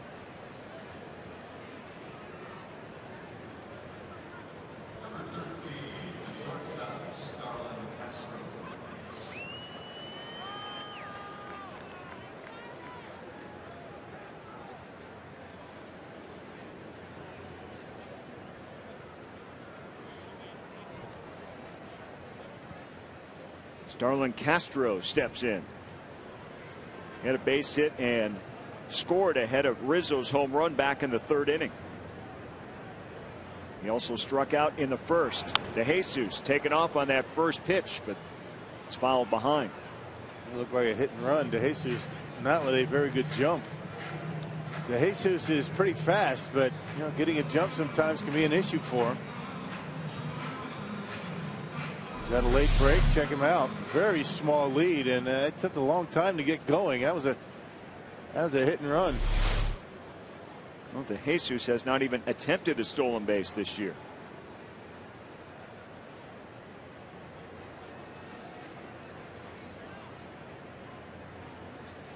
Oh, 1 to Castro, right up the middle. Segura steps on the bag and makes a nice play for the double play. Hung in there on the slide by DeJesus, and Peralta just that fast out of the inning. Segura hanging tough defensively all season long.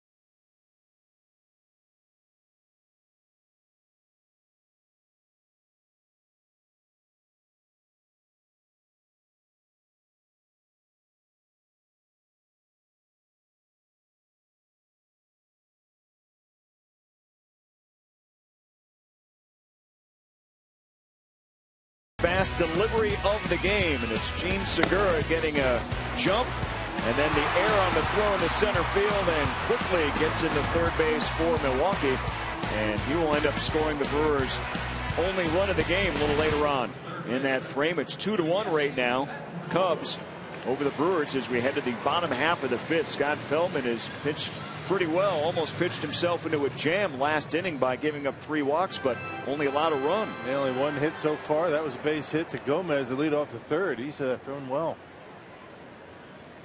Gomez was stranded at second base back there in the third inning. So Uni Betancourt will lead off here in the bottom half of the fifth for the Brewers. He flied out back in the third inning.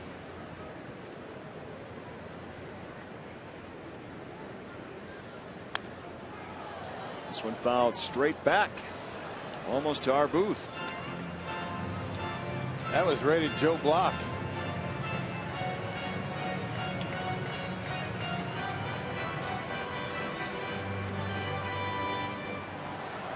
There's Joe. I don't think Joe even knew it was coming. He said, I had a chance to catch that. He's back there talking to Kent Sommerfeld.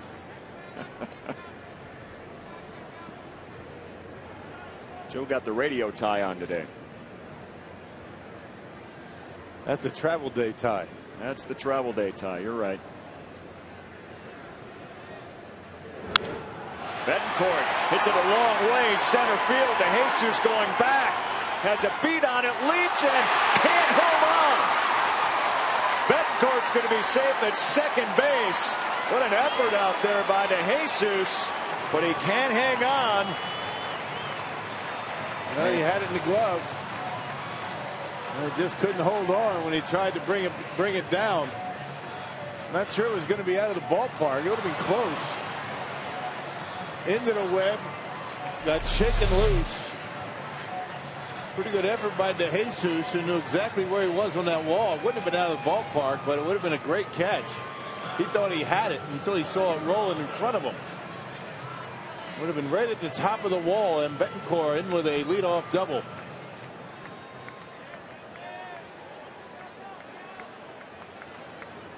That brings up the pitcher Willie Peralta, infield in.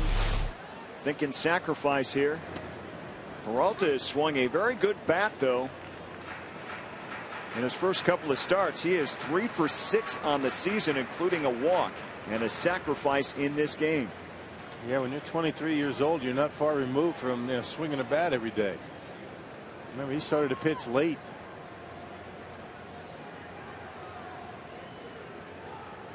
And he looks to bunt. Idea here is to bunt toward third base to make Valbuena field the bunt. Anthony Rizzo is right on top of him. Now here's that play again, and Betancourt gives it a pretty good ride into center field. DeJesus goes back, jumps at it, pretty good timing on the jump, but not able to hold on.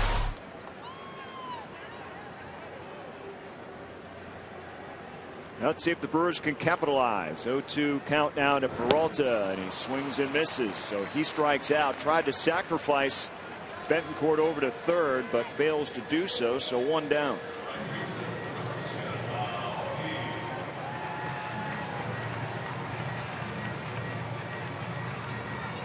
Top of the order now, and Nori Aoki.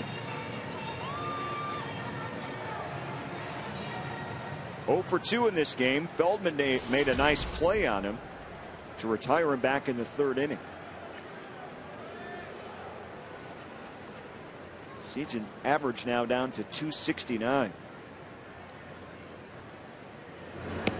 When you think about the ways the Brewers have scored the last couple of days. I mean, 3 errors yesterday. It was 4 unearned runs. The Brewers score in the fourth, did not get a base hit. 3 walks, a ground out. There was also an error in that inning. That's right. Yeah, the throwing error by Wellington Castillo. So the Cubs have certainly helped the Brewers score runs in this series. Well, they have a total of 14 hits. And we're halfway through the third game, and they've won the first 2 games. And 4 of those came in the first inning of the game Friday.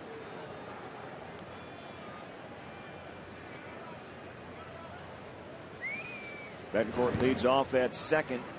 Pitch low to Aoki. It's 1-2.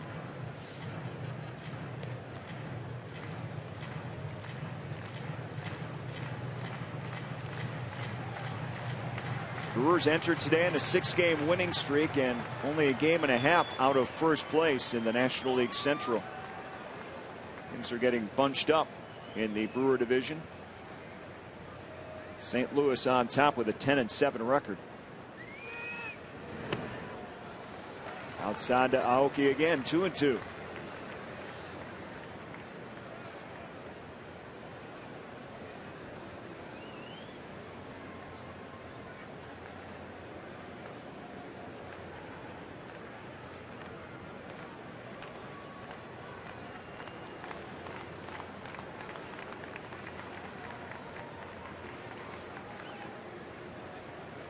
Feldman steps off. Betancourt bouncing around, leading off second base. A lot of room between third and short. And Aoki strikes out. That's a pretty good curveball that Feldman's featured the last couple of innings. They didn't throw too many of those first time through, but second time through the Brewers batting order, that's been a very good pitch for him. Very sharp break to it. Almost going straight down. And Aoki fooled badly on that curveball. It's the same pitch that he was able to get Gomez on to end the fourth. Got Gomez looking on that pitch, and that was a big jam to get out of. That's when he loaded the bases on walks. So after the leadoff double, 2 strikeouts, and now here's Segura. Good stop by Castillo.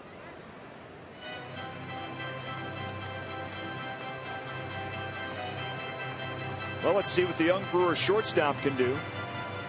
He's had some big base hits for this team through the first 3 weeks of the season.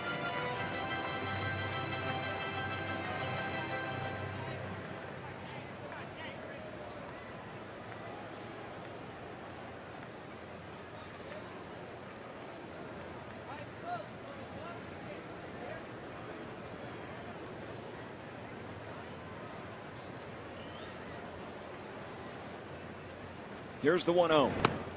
Inside 2-0.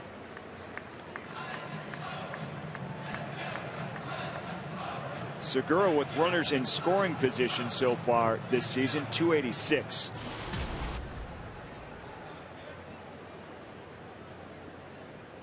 Season average at 379 right now. He was one of those 3 walked in the 4th inning and has scored the Brewers' lone run.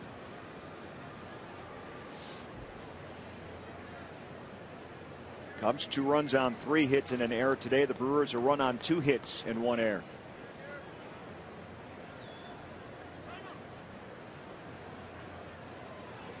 And Segura calls time.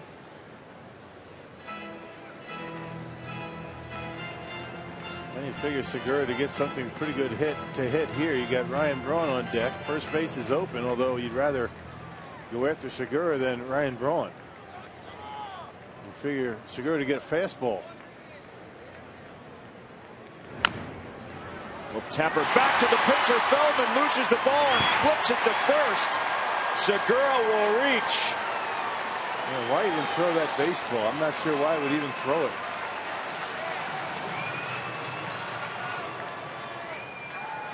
Now you figure that's going to be an error. I mean, that was a one-hopper right back to the pitcher who's 6'7". He just clanked it. We'll see how they score it. It's going to be an error. Second in as many innings for the Cubs. 5th error in the last 2 games, and that's a ball that Feldman's got to make a play on. Why he threw it like that, not sure why, with a man coming to third base.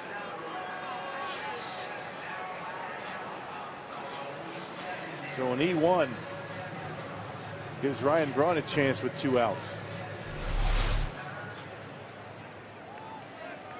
Ryan Braun has had a rough day. He has struck out twice. Once looking. He'd like a little payback against Feldman right here. Good swing on that first pitch, but he fouled it back.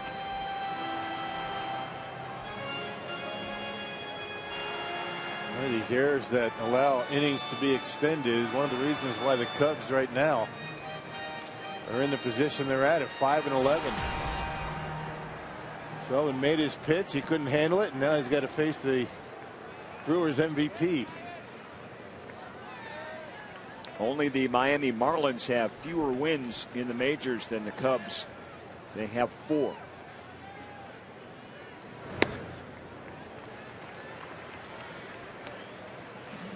Count even at a ball and a strike. There's been a lot of those pitches right there to Ryan Braun that he's had a tough time with. That cutter.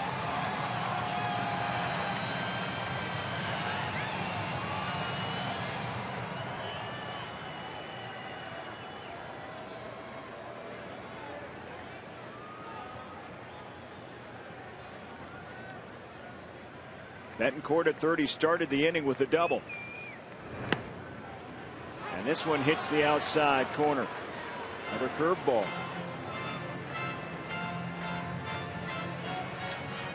Noticeably effective for Feldman. Yeah, the cutter and the curve have been very good.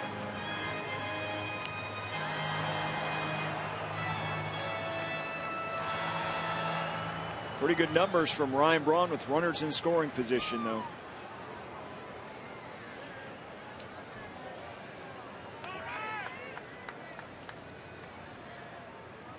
Here's the 1-2.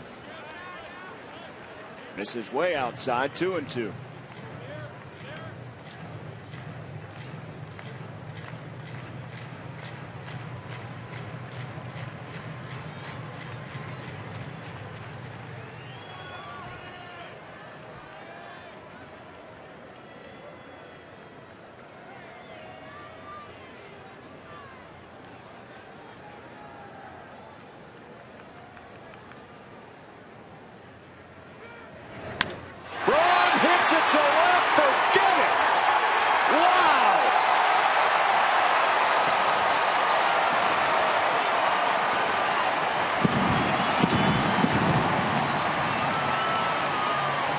Braun's 5th home run of the year, and that gives Milwaukee the lead. Man, did he nail that one. Wow. Looked like one of those cutters or something off speed at 78 miles an hour, and the kid just continues to amaze. He's something else. When you need him most, he's there. And after the error by Feldman to extend the inning, makes an error on a breaking pitch, and Ryan Braun hits it, head down. And there she goes. Number 5 for Ryan Braun. Wow. Well, he lined that one out into the second deck. Well, he is 6 for 12 with runners in scoring position this season. Talk about a go-to guy. Ricky Weeks taps to short. And that'll end the inning, but not before the Braun home run. A 3-run pop, and Braun puts his team back out in front. Look at it go.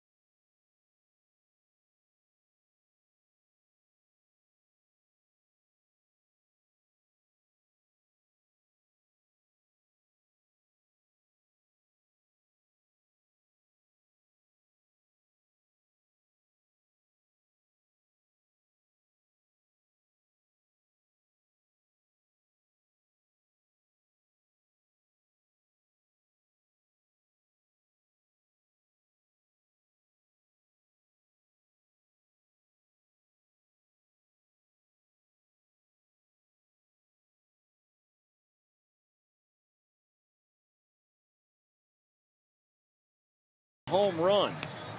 The NFL draft is less than a week away, and the Green Bay Packers again pick late in the first round. Get up to speed on what the team might be reading by looking at Paul Immig's daily position previews and more at foxsportswisconsin.com. Boy, Ryan Braun, runners in scoring position, a go-to guy for this team. His 6th hit, this another 3-run home run. And the Brewers now lead at 4-2 as we head to the top of the 6th inning. Forget about the singles and the doubles. Just hit home runs. Make a mistake and he will burn you badly. I mean, Feldman had pitched him pretty well up to that point. So the air allows Braun to get in at bat. 3 more unearned runs for the Brewers. It's a total of 8 unearned runs given up by the Cubs here in this 3-game series.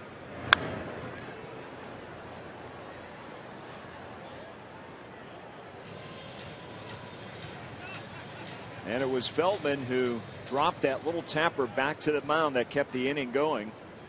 That Segura hit to him.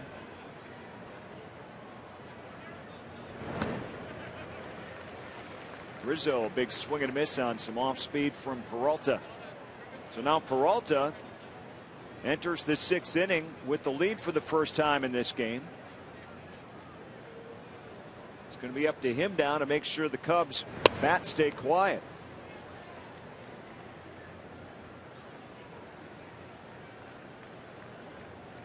Rizzo hit the 2-run home run, and here's a look at his hits. His 12 hits, now 13 hits. 6 of those are home runs.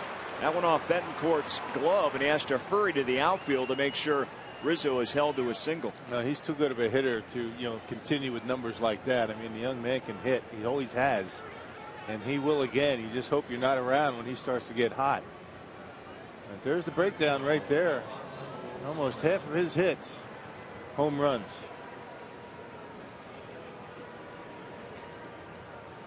And one of those, of course, today, a 2-run pop. He serves that one right down the line on a sinker going away from him, and good piece of hitting. That brings up Alfonso Soriano. First pitch in for a strike from Peralta.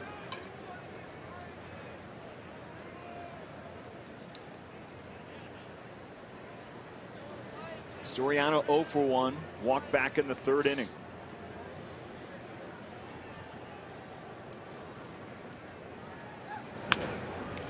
Right to Betancourt. To Weeks. To Gonzalez. Another double play for Milwaukee. That's their 2nd in this game. And back-to-back innings. Well, that's the result of that good hard sinker that Peralta's been throwing today. Hits it hard on a couple of hops, but Betancourt able to handle it, and Ricky Weeks does the rest. An easy 5-4-3. Cubs have grounded into 6 double plays in this series against Milwaukee.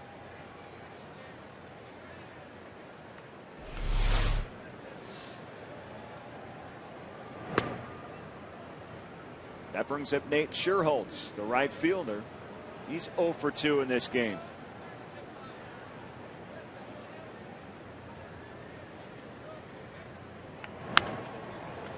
Right down the right field line, but hooks it foul. Notice since that 3rd inning when Peralta gave up the hit and the home run to Rizzo, both of them on sliders, he's predominantly gone with fastball since. And you can see the results. Going with your strength.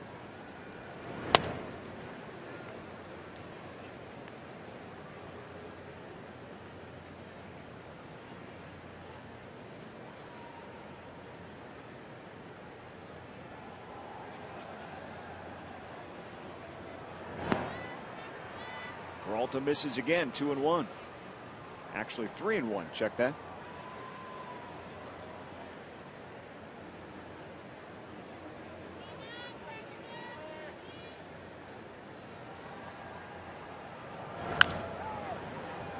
Tapper to Ricky Weeks, and Peralta's going to get out of the 6th. Another clean inning for the Brewers starting pitcher.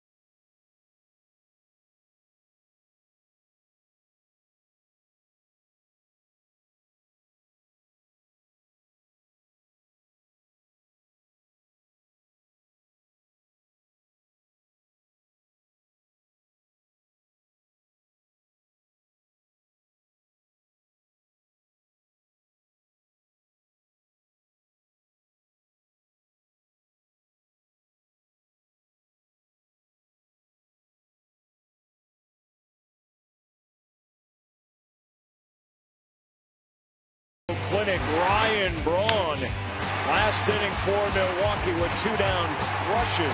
The Scott Feldman pitch for a 3-run home run, and the Brewers, with that one swing of the bat, grab a 4-2 lead as we head down to the bottom of the 6th inning. And the sausage race today, on Sundays, it's always the relay. So,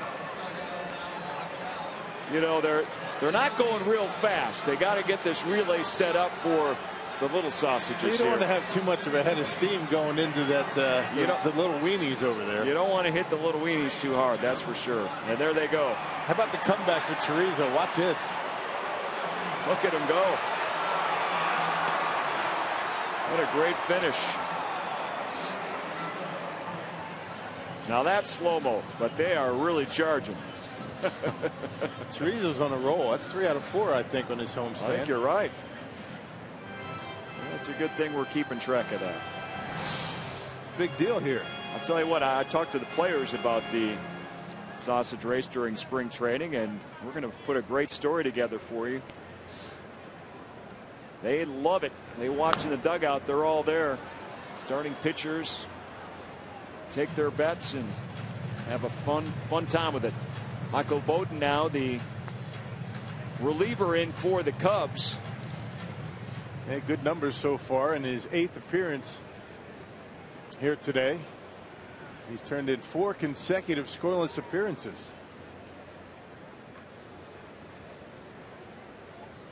Feldman leaves 5 innings, giving up 1 earned run, 3 unearned runs.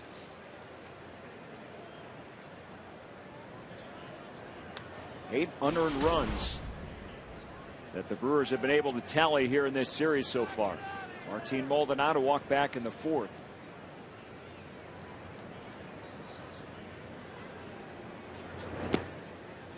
Also struck out in the 2nd inning. Well, it can happen so quickly for you as a starting pitcher. Scott Feldman throwing the baseball very well. He didn't help himself with 3 walks in an inning, allowing a run to score, and then the errors, so he really did it to himself.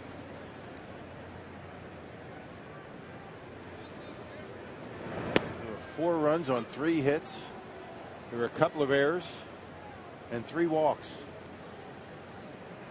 And in a tight game, that adds up to disaster. Right. Especially if you have to pitch to Ryan Braun in that situation. Don't make the right pitch, he made you pay. It's really the only mistake that he made with that curveball.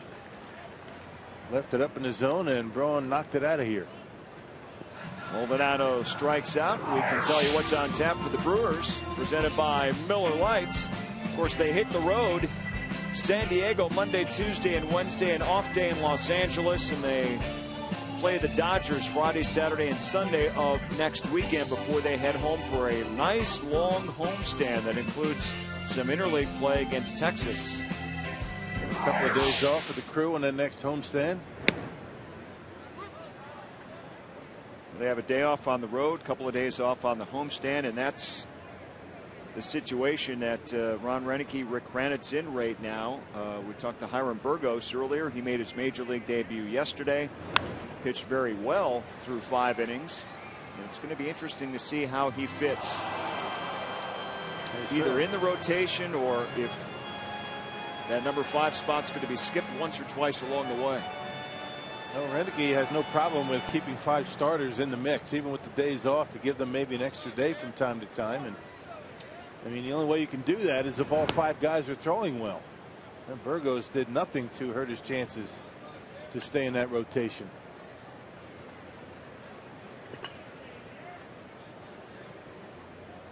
Mike Fiers, by the way, pitched 4 innings at Nashville yesterday, 4 scoreless innings. Gonzalez high, pop up into shallow left. Castro has it for the 2nd out.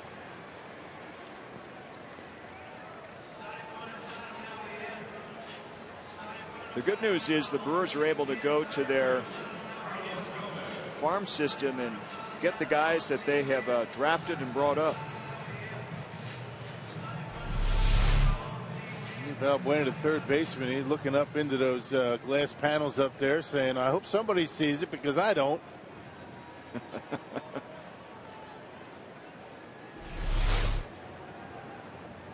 The roof is nice, but sometimes the glass panels and the ribbon bands, the lighted ribbon bands, could throw you off a little bit. In fact, they were talking about that in the clubhouse today, that in right field, Nori Aoki's had a little tougher time with, on day games, this is what he has to look up into, plus the lights at night. Right. You brought up the ribbon band that's about midway through the stadium seating here. Well, and after a while, once the home team gets used to it, you would think it would be a home field advantage, right? Guys get used to it. Teams coming in or not. Really haven't seen any real miscues on any baseballs in the outfield because of that. Just makes it a little bit tougher on them. There's issues in every ballpark. Gomez to center. And a 1-2-3 inning for Bowman.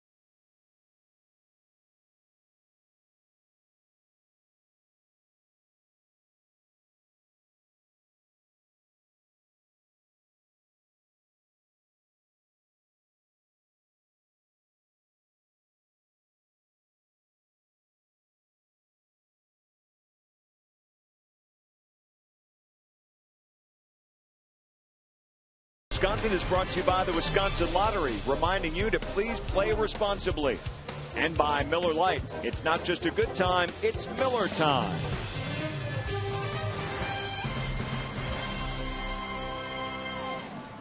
Brewers in business here in the 7th inning. Willie Peralta back out on the mound. And the last time he faced the Cubs, he went 6 2/3 innings. These are always a great sign, getting your starting pitching into that 7th inning. There's his line so far: 6 strong innings, 4 hits, a couple of walks, a couple of strikeouts, but his pitch count just at 75 right now.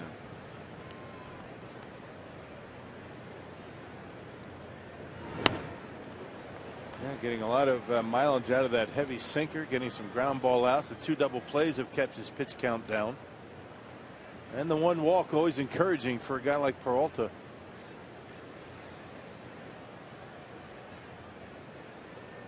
He has faced the minimum over the last 3 innings. Quick innings like that help as well. Castillo down in the count now. 2 strikes. This is definitely a guy that you want to break out that slider, maybe that changeup, because he is a good fastball hitter. You hear that term a lot. And what that means is he can get to a big fastball, 94, 95, 96. Some hitters can't. Some hitters can get that average fastball, but not the one that has the big velocity. He can.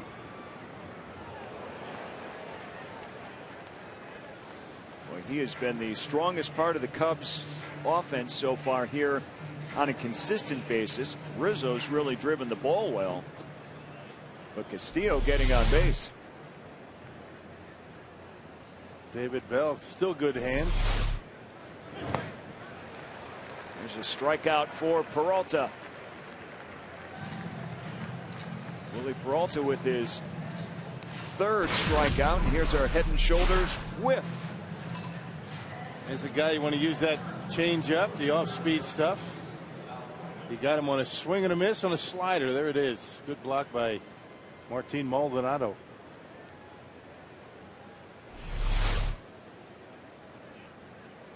That'll bring up Valbuena now with one down here in the Cub half of the 7th inning.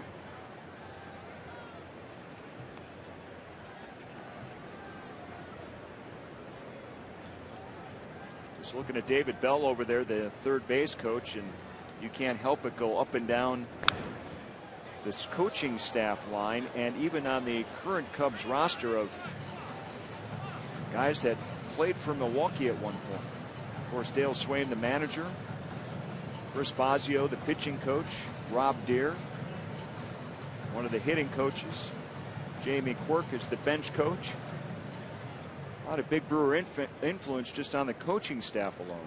Had a good time visiting with them over the weekend.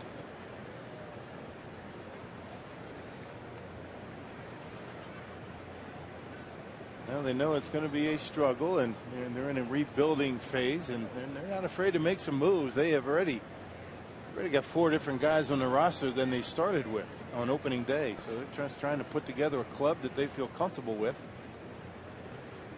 If they can add a piece, they're going to do it. Segura, 2 down.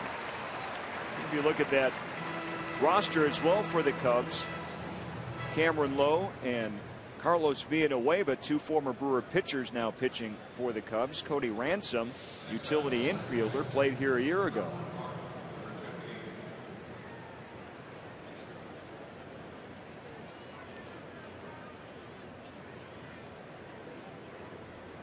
The Brewers have Blake Lawley, a former Cub from last year.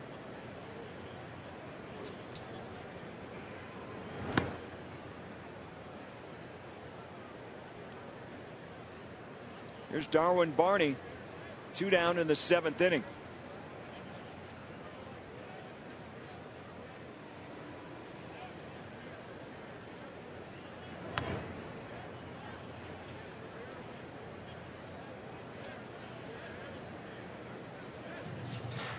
Getting some movement out there in the Brewer bullpen. John Axford starting to get loose.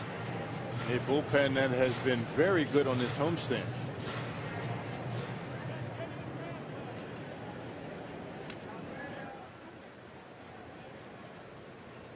Now, we talked about the bullpen in our open today, Rock. A lot of good things happening for this pitching staff right now, but to see them get straightened out and still straightening out. Ron Renneke was asked about that again today before the game, and he said there's still some things to take care of, but they're definitely heading in the right direction.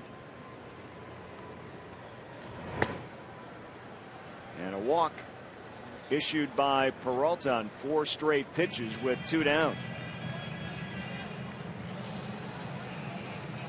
Julio Bourbon now the pinch hitter.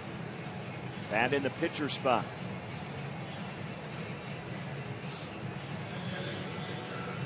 They just added Bourbon to the roster. One of those roster moves you were talking about just on Friday before the game here in Milwaukee. It's something that Rick Kranitz ordinarily does when a pinch hitter comes up. We'll go over the scouting report.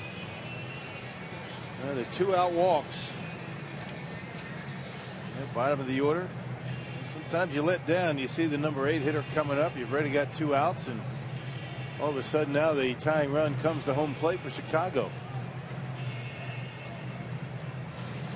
James Russell, the left-hander, starting to get loosened up in that Cubs bullpen.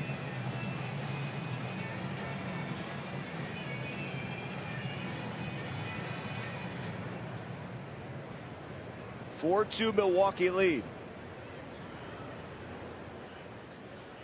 6 total runs in the game, 7 total hits. Bourbon takes a first pitch strike. He made his Cub debut Friday night here at Miller Park as a pinch runner and was thrown out attempting to steal second base, and that ended the game. You don't see that too often either. No, great throw by Lucroy down to second.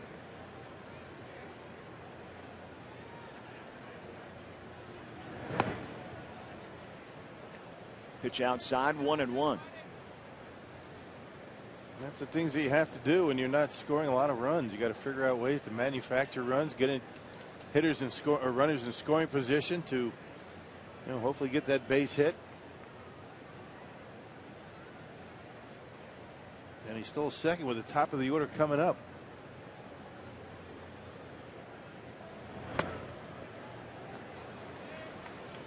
Pabon had just one at bat this season with the Rangers, and they designated him for assignment on April 9th, so the Cubs scooped him up. He's a career .283 hitter.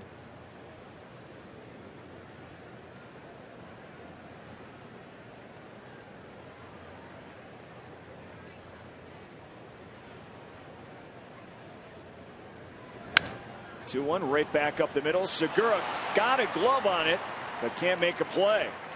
So suddenly, the tying run on board over at first base. That's how quickly it can happen. Well, now the top of the order is coming up. Ron Renneke on his way out, and that's going to be it for Willie Peralta. Fastball up out over the plate. Segura knocks it down, keeps it in the infield, and Darwin Barney has to stay at second base.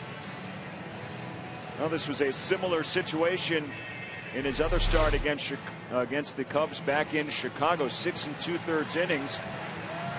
Don't want things to get out of hand late.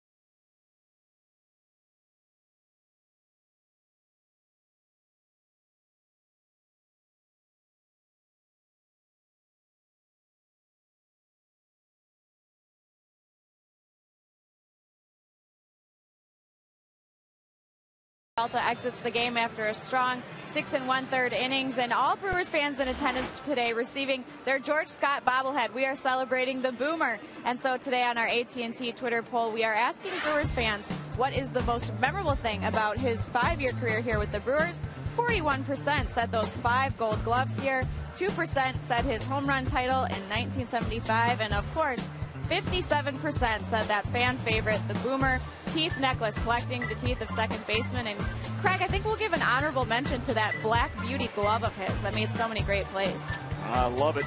Good stuff. The Boomer. He fit right into the city of Milwaukee. Him and Gorman Thomas maybe the most out of that 70s era, huh? Isn't that a shame? You win a home run title. Nobody remembers you for that. They remember you for your necklace. I guess it was unique back in those days, right? It's a shiny white uniform he's got on, too. Aren't too many guys that wear teeth around their neck. Trying to intimidate. Yeah. Speaking of intimidate, what a job by Willie Peralta today. 6 2/3, 2 runs on the board. The runners on base are his. As John Axford comes on, trying to end this 7th inning. Axford's been throwing the ball very well. Throwing strikes. His curveball's been over for a strike. 9th appearance for John Axford this year.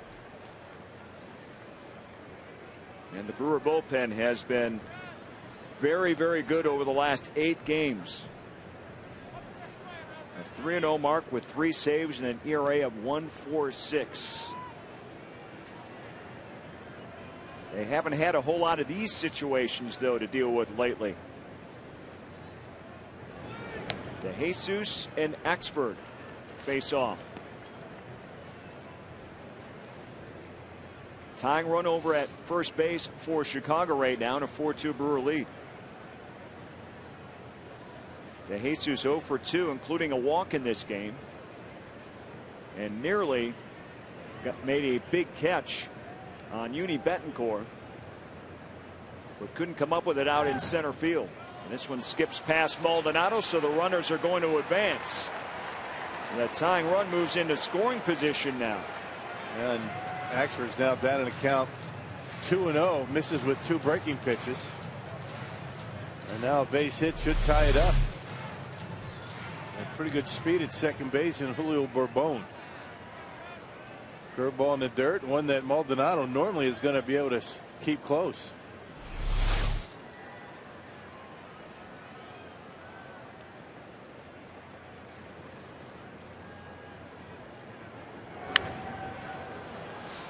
This one fouled away on the third base side.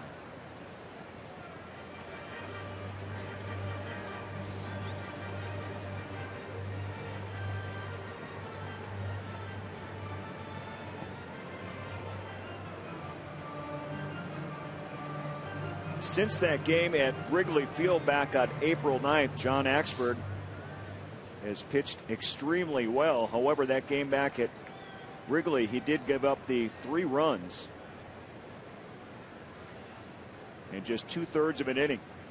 Since then, he's been able to straighten it out, lost his closer's role at that time. And every outing has been a little bit better. Yes, it has. He just threw a 95-mile-an-hour fastball by David DeJesus. So DeJesus had the count in his favor, 2-0. Axford throws 2 fastballs, and now he's even in the count 2-2. So he's got good zip on and good life on his heater. And now he's back in the count. Remember, he's got first base open. Although you don't want to be dealing with Starlin Castro with a guy on deck with the bases loaded. You just as soon go after DeJesus. But you have a chance to throw a breaking ball here.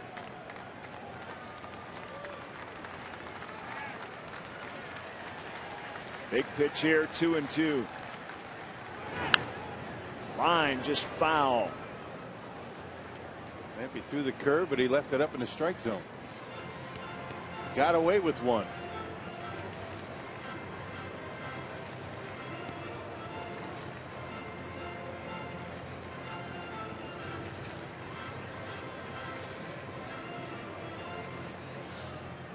Brewers trying to have a perfect homestand. They swept the world champion Giants and trying to put away the Cubs. Cubs in a fight here in the 7th. This one lifted in the left. Gomez on the run and plants right underneath that baseball for the final out, and John Axford comes through. The Brewers hold on here midway through the 7th inning. It's time now for God Bless America here at Miller Park. Led this afternoon by Bob Kozlowski from the Brewers Guest Relations Department. God bless America, land that I love, stand beside her.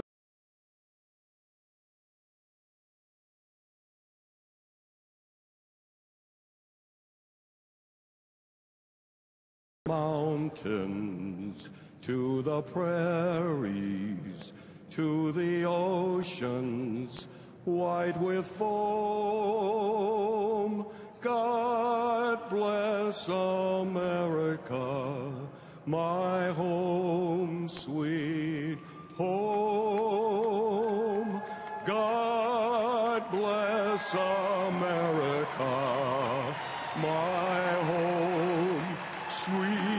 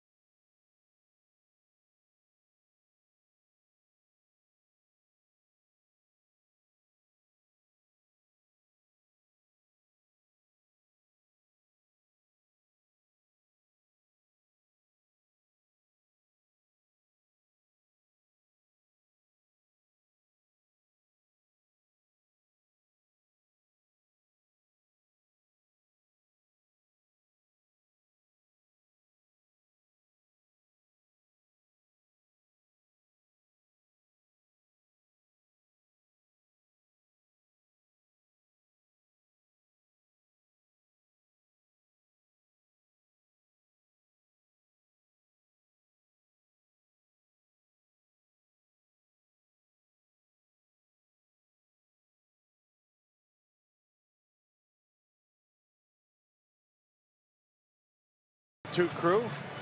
And at every regularly priced Brewers home game, fans can purchase half-price Lowe's bleacher tickets in Club Goodwill. These tickets are sold day of game only and at the ticket windows in left field. Well, we go to the bottom half of the 7th inning here. The Brewers with a 4-2 lead. James Russell, the left-hander, on the hill for the Cubs to face Uni Betancourt to lead off the 7th inning. Yeah, Russell's one of those guys, a left-hander, that's very efficient in getting lefties and righties out. The only left-hander in Dale Swaim's bullpen here in the 7th to deal with the bottom part of the Brewers batting order. Betancourt with that big double in the 5th that led off that inning, and later he will score on Ryan Braun's home run. So once again, the bottom part of that order helping set the stage for scoring. This time he grounds out to short. Time for our look at a Ho-Chunk Gaming Text the Broadcast question here this afternoon from Miller Park. Are there any other rules that would apply to Friday's wacky rundown? Cody from Moosburg wants to know. Yeah, it's kind of interesting that there wasn't a whole lot of talk about that. A couple of things came up. I did scour the rule book and found another rule that could possibly apply. Rule 701, the comment section. If a runner legally acquires title to a base and the pitcher assumes his position, the runner may not return to a previously occupied base. Now, everything in this rule book, I mean, not everything, but a lot of things are kind of ambiguous. They're not specifically stated. And if you're on the side of that was a good ruling and Segura should have gone back to first, you could say, well, it's not the same. You're talking about when a pitcher's on the rubber and he can't, as he's on the rubber, go back to first. But if you're in my camp and say you can't do that and that was not ruled properly, that tells you that once a play is over and a runner establishes a base, he can never go back to a previously occupied base. That's my camp. All that says you can't go backwards on the base paths. Right. There's no running the bases in reverse. I think they got it wrong. I really do. Here's Chris Davis, the pinch hitter in the number 9 spot for Milwaukee. But you know what? We may never know for sure. It's interesting just talking to Ron Renneke, some of the coaching staff yesterday, and Jerry Narron said quite a bit during that game Friday night after that big play. I don't think this is right. I don't think this is right. I'll tell you, a lot of people are coming up with scenarios and things that could apply that you may see over and over again, but nothing. It's never happened before.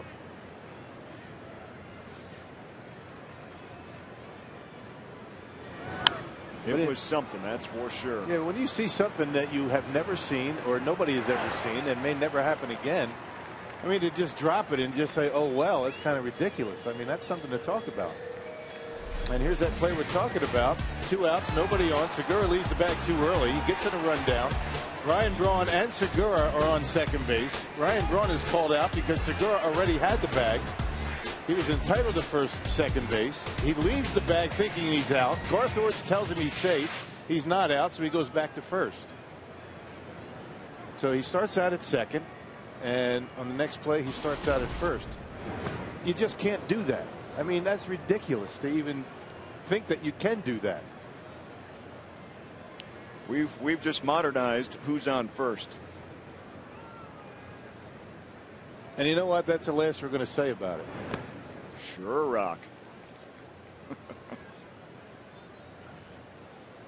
It is worth talking about, and it will be brought up again and again and again. There's just no doubt about that. Well, we've cited a couple of different rules that kind of give you an indication that you're not supposed to do that. Or better stated, you can't do that. If Abbott and Costello were still around for that, they would love it.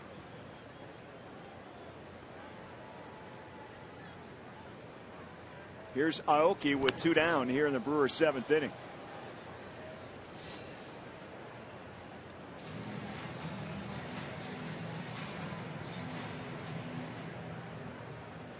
I would bet the Major League Baseball Network, the MLB Network, is probably putting together an hour-long show on that right now. Me, just my rants on it? Sure. To left, Soriano, and a 1-2-3 inning in the 7th for James Russell.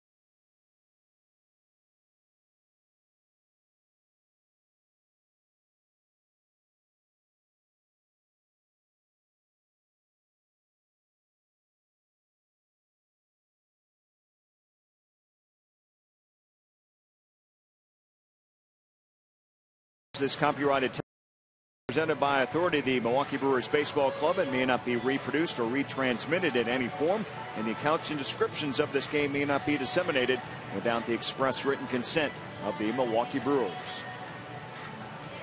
Hey, residents of Milwaukee, Ozaki, Racine, Washington, and Waukesha counties, the 5-county taxing district, you can purchase half-price tickets to the Brewers games against the Pirates and Cardinals April 29th through May 3rd. Some restrictions apply.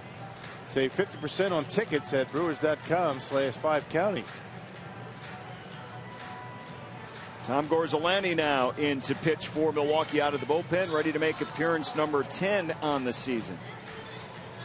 Well, Gorzolani has been very good in his first 9 appearances.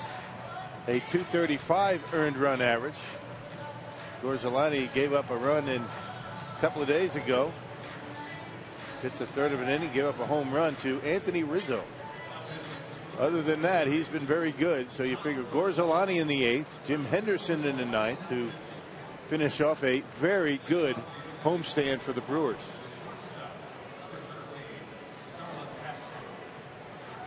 There's Rick Kranitz, the Brewer pitching coach, and Ron Renicky, the Brewer manager. Their club trying to win a 7th consecutive game. They have not done that in 2 full seasons. Their 6-game winning streak matches their big winning streak from a year ago. And we're only 3 weeks into the season. And that coming right on the heels of a stretch of scoreless innings that reached 32 innings. Ever since Ryan Braun hit that home run in St. Louis, things have gone extremely well for the Brewers.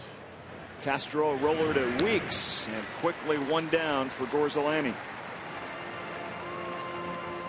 It's amazing how things can turn and how quickly they can turn, and you never know why they turn around, but they do. Can't get too high, can't get too low. It's a long season. I know it's a tired old saying, but it's true. Ebbs and flows, you just got to ride it out when things aren't going well. That's what makes this sport so unique, that you play it every single day for the most part for a 6-month stretch. Yeah. The idea is to be within range in that final month to 6 weeks of the season.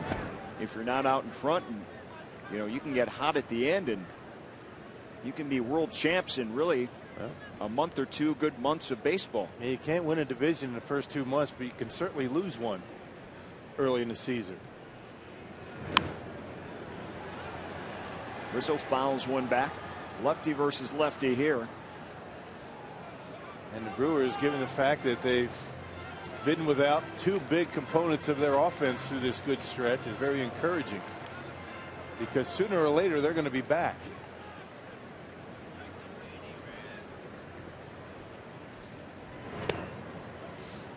Gorzolani misses 2-2.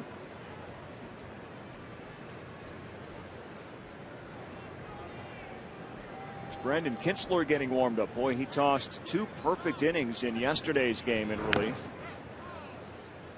He's a workhorse, right back up, ready to come in. Yeah, just in case Gorzolani finds some trouble in this inning. Gorzolani, the former Chicago Cub, he was traded to the Nationals back in the 2011 season. Went to the Nationals bullpen. Worked out there with Michael Gonzalez. It's kind of rare that 2 free agents end up in the same city together, but they both land here in Milwaukee. Gorzolani's saying that Gonzalez had a lot to do with his success out of the bullpen last year, and he strikes out Rizzo. Wasn't easy making that transition from starter to almost a lefty specialist. And again, a guy that has spent just about his entire career in the starting rotation. Until last year, there's a good slider on the outside corner. Perfect pitch. And Rizzo way out in front.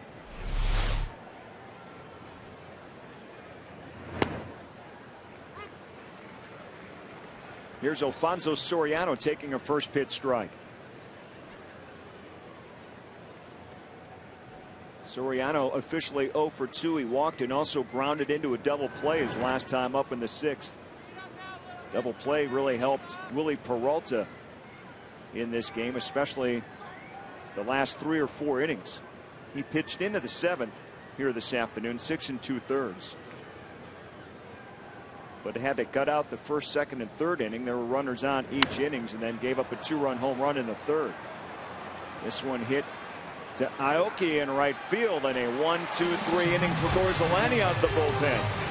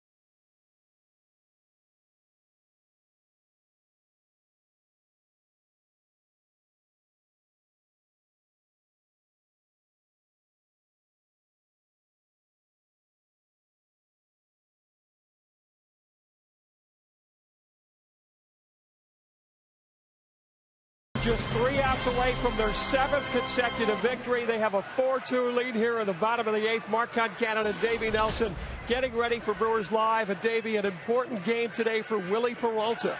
It certainly was, Mark, and he certainly responded. I thought he pitched very well for 6 2/3 innings. You know, seemed like he might have ran out of gas, but boy, did he ever respond big time. And we hope to hear from Willie after the ball game. Ron Renicky will weigh in on his club going for their 7th straight. And our instructional today, David DeJesus on this blast by Uni Betancourt, runs into the wall, doesn't quite get it. Our guys are going to break it down. The warning track, the wall. How do you play it out there? Rock, are you going to be on the warning track? No, I'll be throwing the baseball to Davey. He's going to be telling us how to play the ball on the warning track. I've never been out that far in a baseball field. A full contact instructional. We're looking forward to that, guys. Yeah. Good luck, Davey. Yeah. Always fun stuff. And on this Sunday afternoon, you picked a good one because you are going to be in that outfield. As Sean Camp comes in. The kids run the bases on Sundays. They take over this ballpark afterwards. Camp making his 8th appearance this season. At one point, he was in the wheel to close games for the Cubs. Cubs don't have a closer per se right now. They kind of matchups and closer by committee. Wrong ball to short. Castro. 1 down here in the Brewer 8th. Take a look at the Wisconsin Lottery home run leaderboard. And Ryan Braun with a 3-run pop today has 5 on the season now. Jonathan Lucroy with 3. And the home run numbers are really starting to go up here on this homestand. And here is Ryan Braun right now. Wendy's at the plate for Braun. A couple of tough strikeouts his first 2 appearances, but unloaded on a no-doubter on a 2-strike pitch off of Feldman. That happened back in the 5th inning.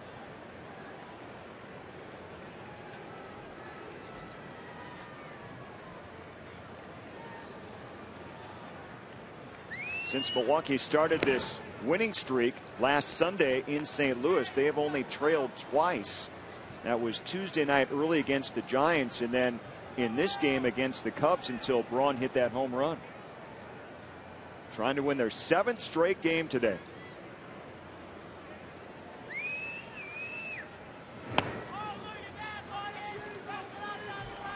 Three 3-0 to Ryan Braun.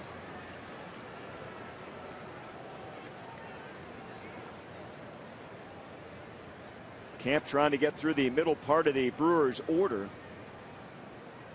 Keep his club within range. They're down to their final 3 outs, trailing 4-2. There's a strike to Braun.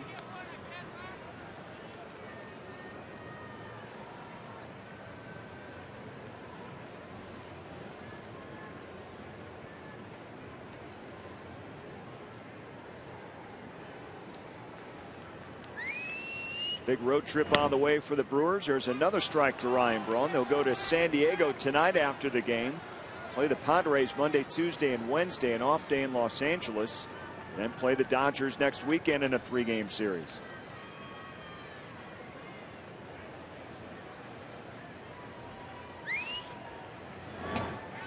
And Ryan Braun called out on strikes and throws that bat up in the air and gets tossed out of the game. He did not even look at Phil Cuzzy. He just tossed his bat about as high as you can really toss it. Yeah, that's an automatic. You do that, you're going to be thrown out. There's not even going to be an argument by Ron Renicky over that one. That's just sheer frustration by Ryan Braun. Let's take a look at the pitch. Right at the bottom of the strike zone. You can see the bat flip, and right away you see Phil Cuzzy give Braun the heave-ho. It could have gone either way. Cuzzy rings it up, and that's an automatic ejection right there. So Braun out of the ball game. That brings up Ricky Weeks with 2 down. 1-1 to Ricky Weeks. Well, you don't see Ryan Braun get that frustrated very often at all. As you said, it's been a rough homestand for him. He does have the home runs on the homestand, but you know, the other hits and at-bats haven't gone the way he's accustomed to. Weeks pops out to the second baseman, and the Brewers with a 4-2 lead will go to their closer, Jim Henderson, when we come back.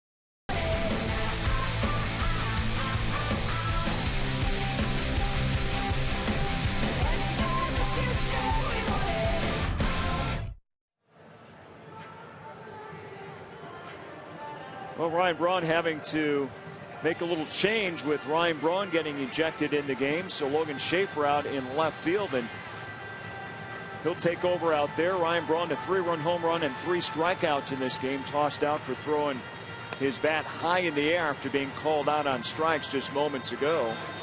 And Tom Gorzolani is going to stay out on the mound. Pitched a perfect 8th inning, and Henderson's warmed up and ready to go, but he's going to go with the lefty here. Lefty against Nate Schierholtz. You know, Dale Swaim has staggered his batting order with left-handers and right-handers, where at least until you get to the bottom of the order, there's no 2 consecutive, no lefties back-to-back in the batting order. Makes it tough to get that matchup that you want.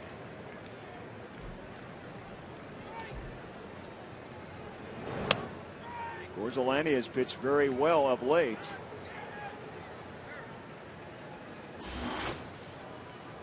Tom Gorzolani in our Columbia St. Mary's save tracker. He's got 2 in his career.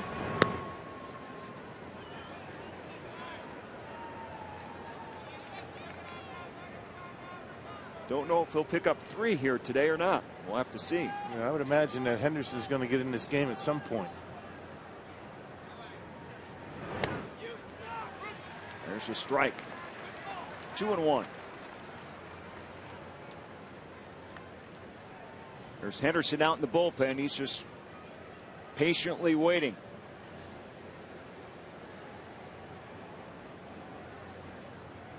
The Brewers have the luxury this year of matching up with 2 lefties out in that bullpen with Gorzolani and Gonzalez. And normally you would say if you're bringing in your closer starting out the innings, usually the more way that you'd like to do that to keep them straight. But you have the luxury this time round of pitcher versus batter matchups.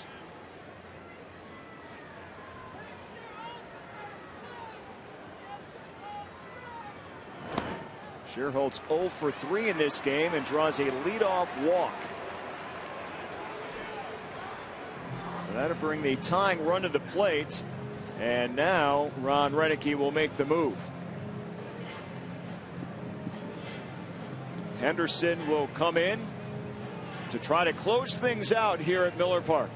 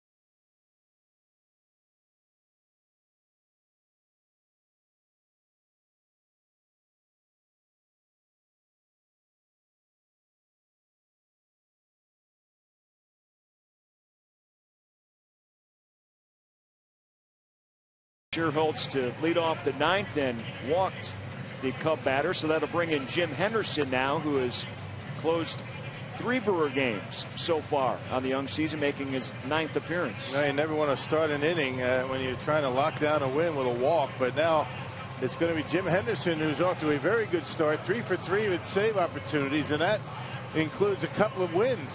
2-0 so far, 9 appearances now, including today. You can see how well he's doing throwing strikes. 1 walk, 10 strikeouts for the Brewers closer. Brewers are trying to win their 18th game against the Cubs in the last 20 tries here at Miller Park.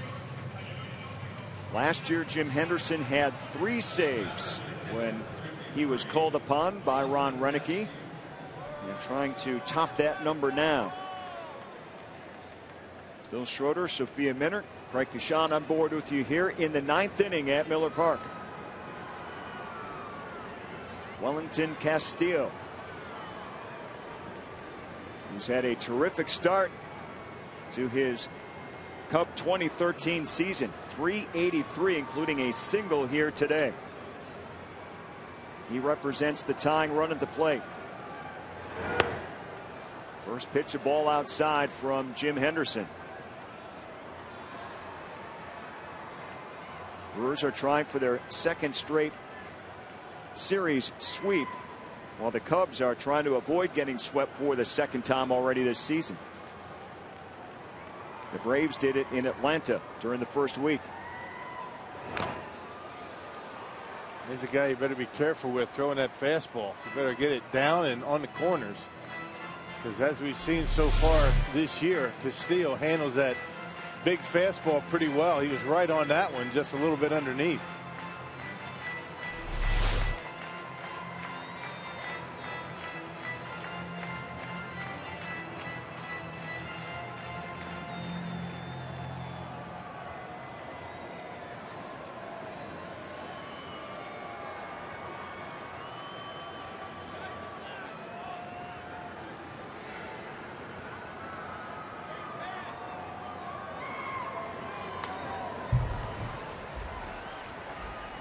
Ball and 2 strikes now to Wellington Castillo. Schierholtz over at first base. He drew a leadoff walk against Tom Gorzolani. So this is the first hitter that Jim Henderson faces here in the 9th.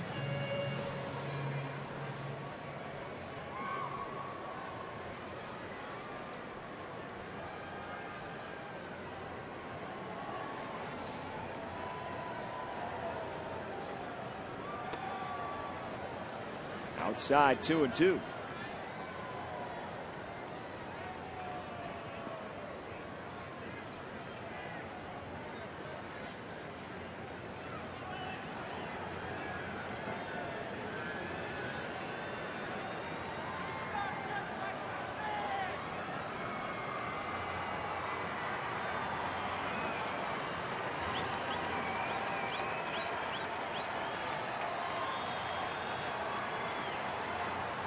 Castillo waits.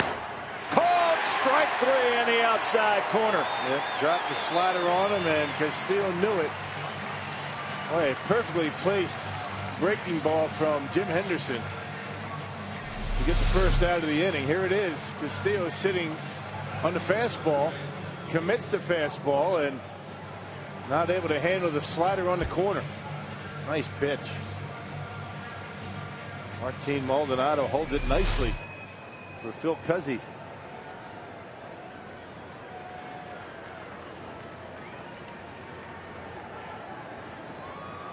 John Axford, Tom Gorzolani watch from the Brewer dugout. Valbuena, the batter, with 1 down.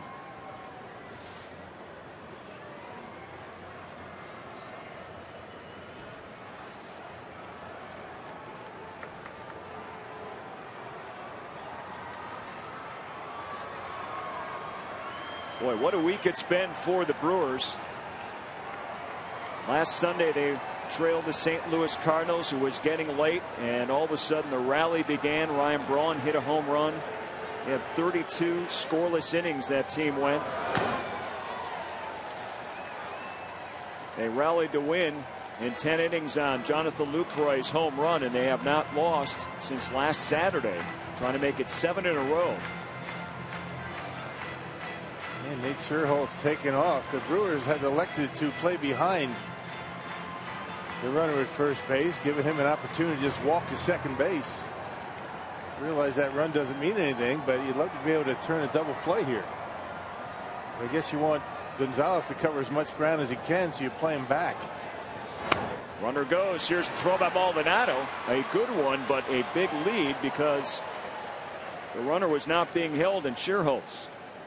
2-run lead in a game like this. I mean, it's got to be a stolen base, doesn't it? Huge lead. Martin has a great arm and not even close.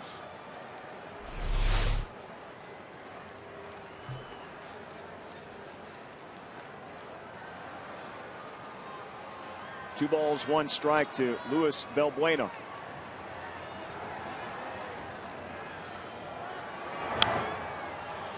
Fouls one back, so Henderson now gets the count even at 2-2. Yeah, particularly have a guy like Henderson out there that's very tough to pull the baseball. You would figure that Gonzalez would be holding him on, or at least close enough to keep him,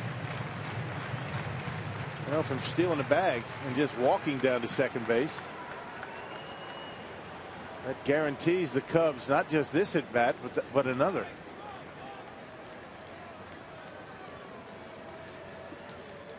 Two on the way.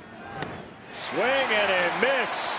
Consecutive strikeouts now for Henderson, and the Cubs are down to their final out. Yep, up and in, and Valbuena not even close. So Henderson with strikeouts on the slider and now the fastball. And no contest up there when you're throwing that hard. That'll bring up Darwin Barney. Barney only 1 for 16 since he came off the disabled list earlier this week.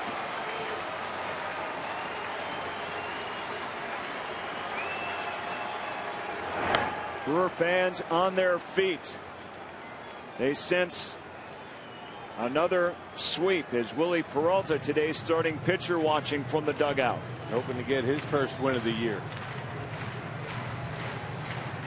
He pitched a very solid ball game today. 6 2/3 innings for Peralta, giving up 2 earned runs.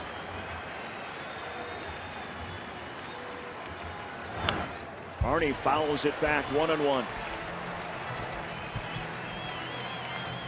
Ron Renicky saying today it's his preference to get John Axford back in the closer role, and John Axford is making very positive steps to do that. But he said if Henderson is lights out and doing his job, he said then he's doing his job. Tough to get him out of there. Tough to get him out of there. That's how Axford won the job in the first place. He understands that. Here's John Axford. Pitched in the 7th inning, getting the final out for Willie Peralta. Here's the 1-1. Fouled off to the right side. The Cubs down to their final strike. Yeah, be careful with the slider. If you throw it, you throw it off the plate, keep it down. Barney behind the fastball and almost doing him a favor, throwing one down the middle. High fastball or slider in the dirt.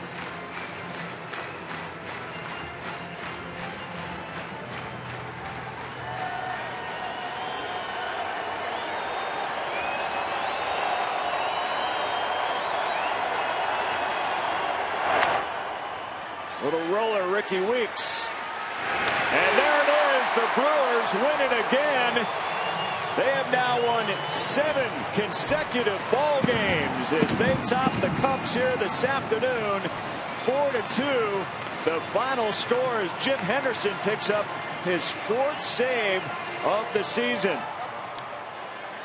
Everything going right for the Brewers over the course of the last week, so there's plenty to talk about, not only on today's game, but this winning streak for Milwaukee. Let's send it out to Mark Concannon.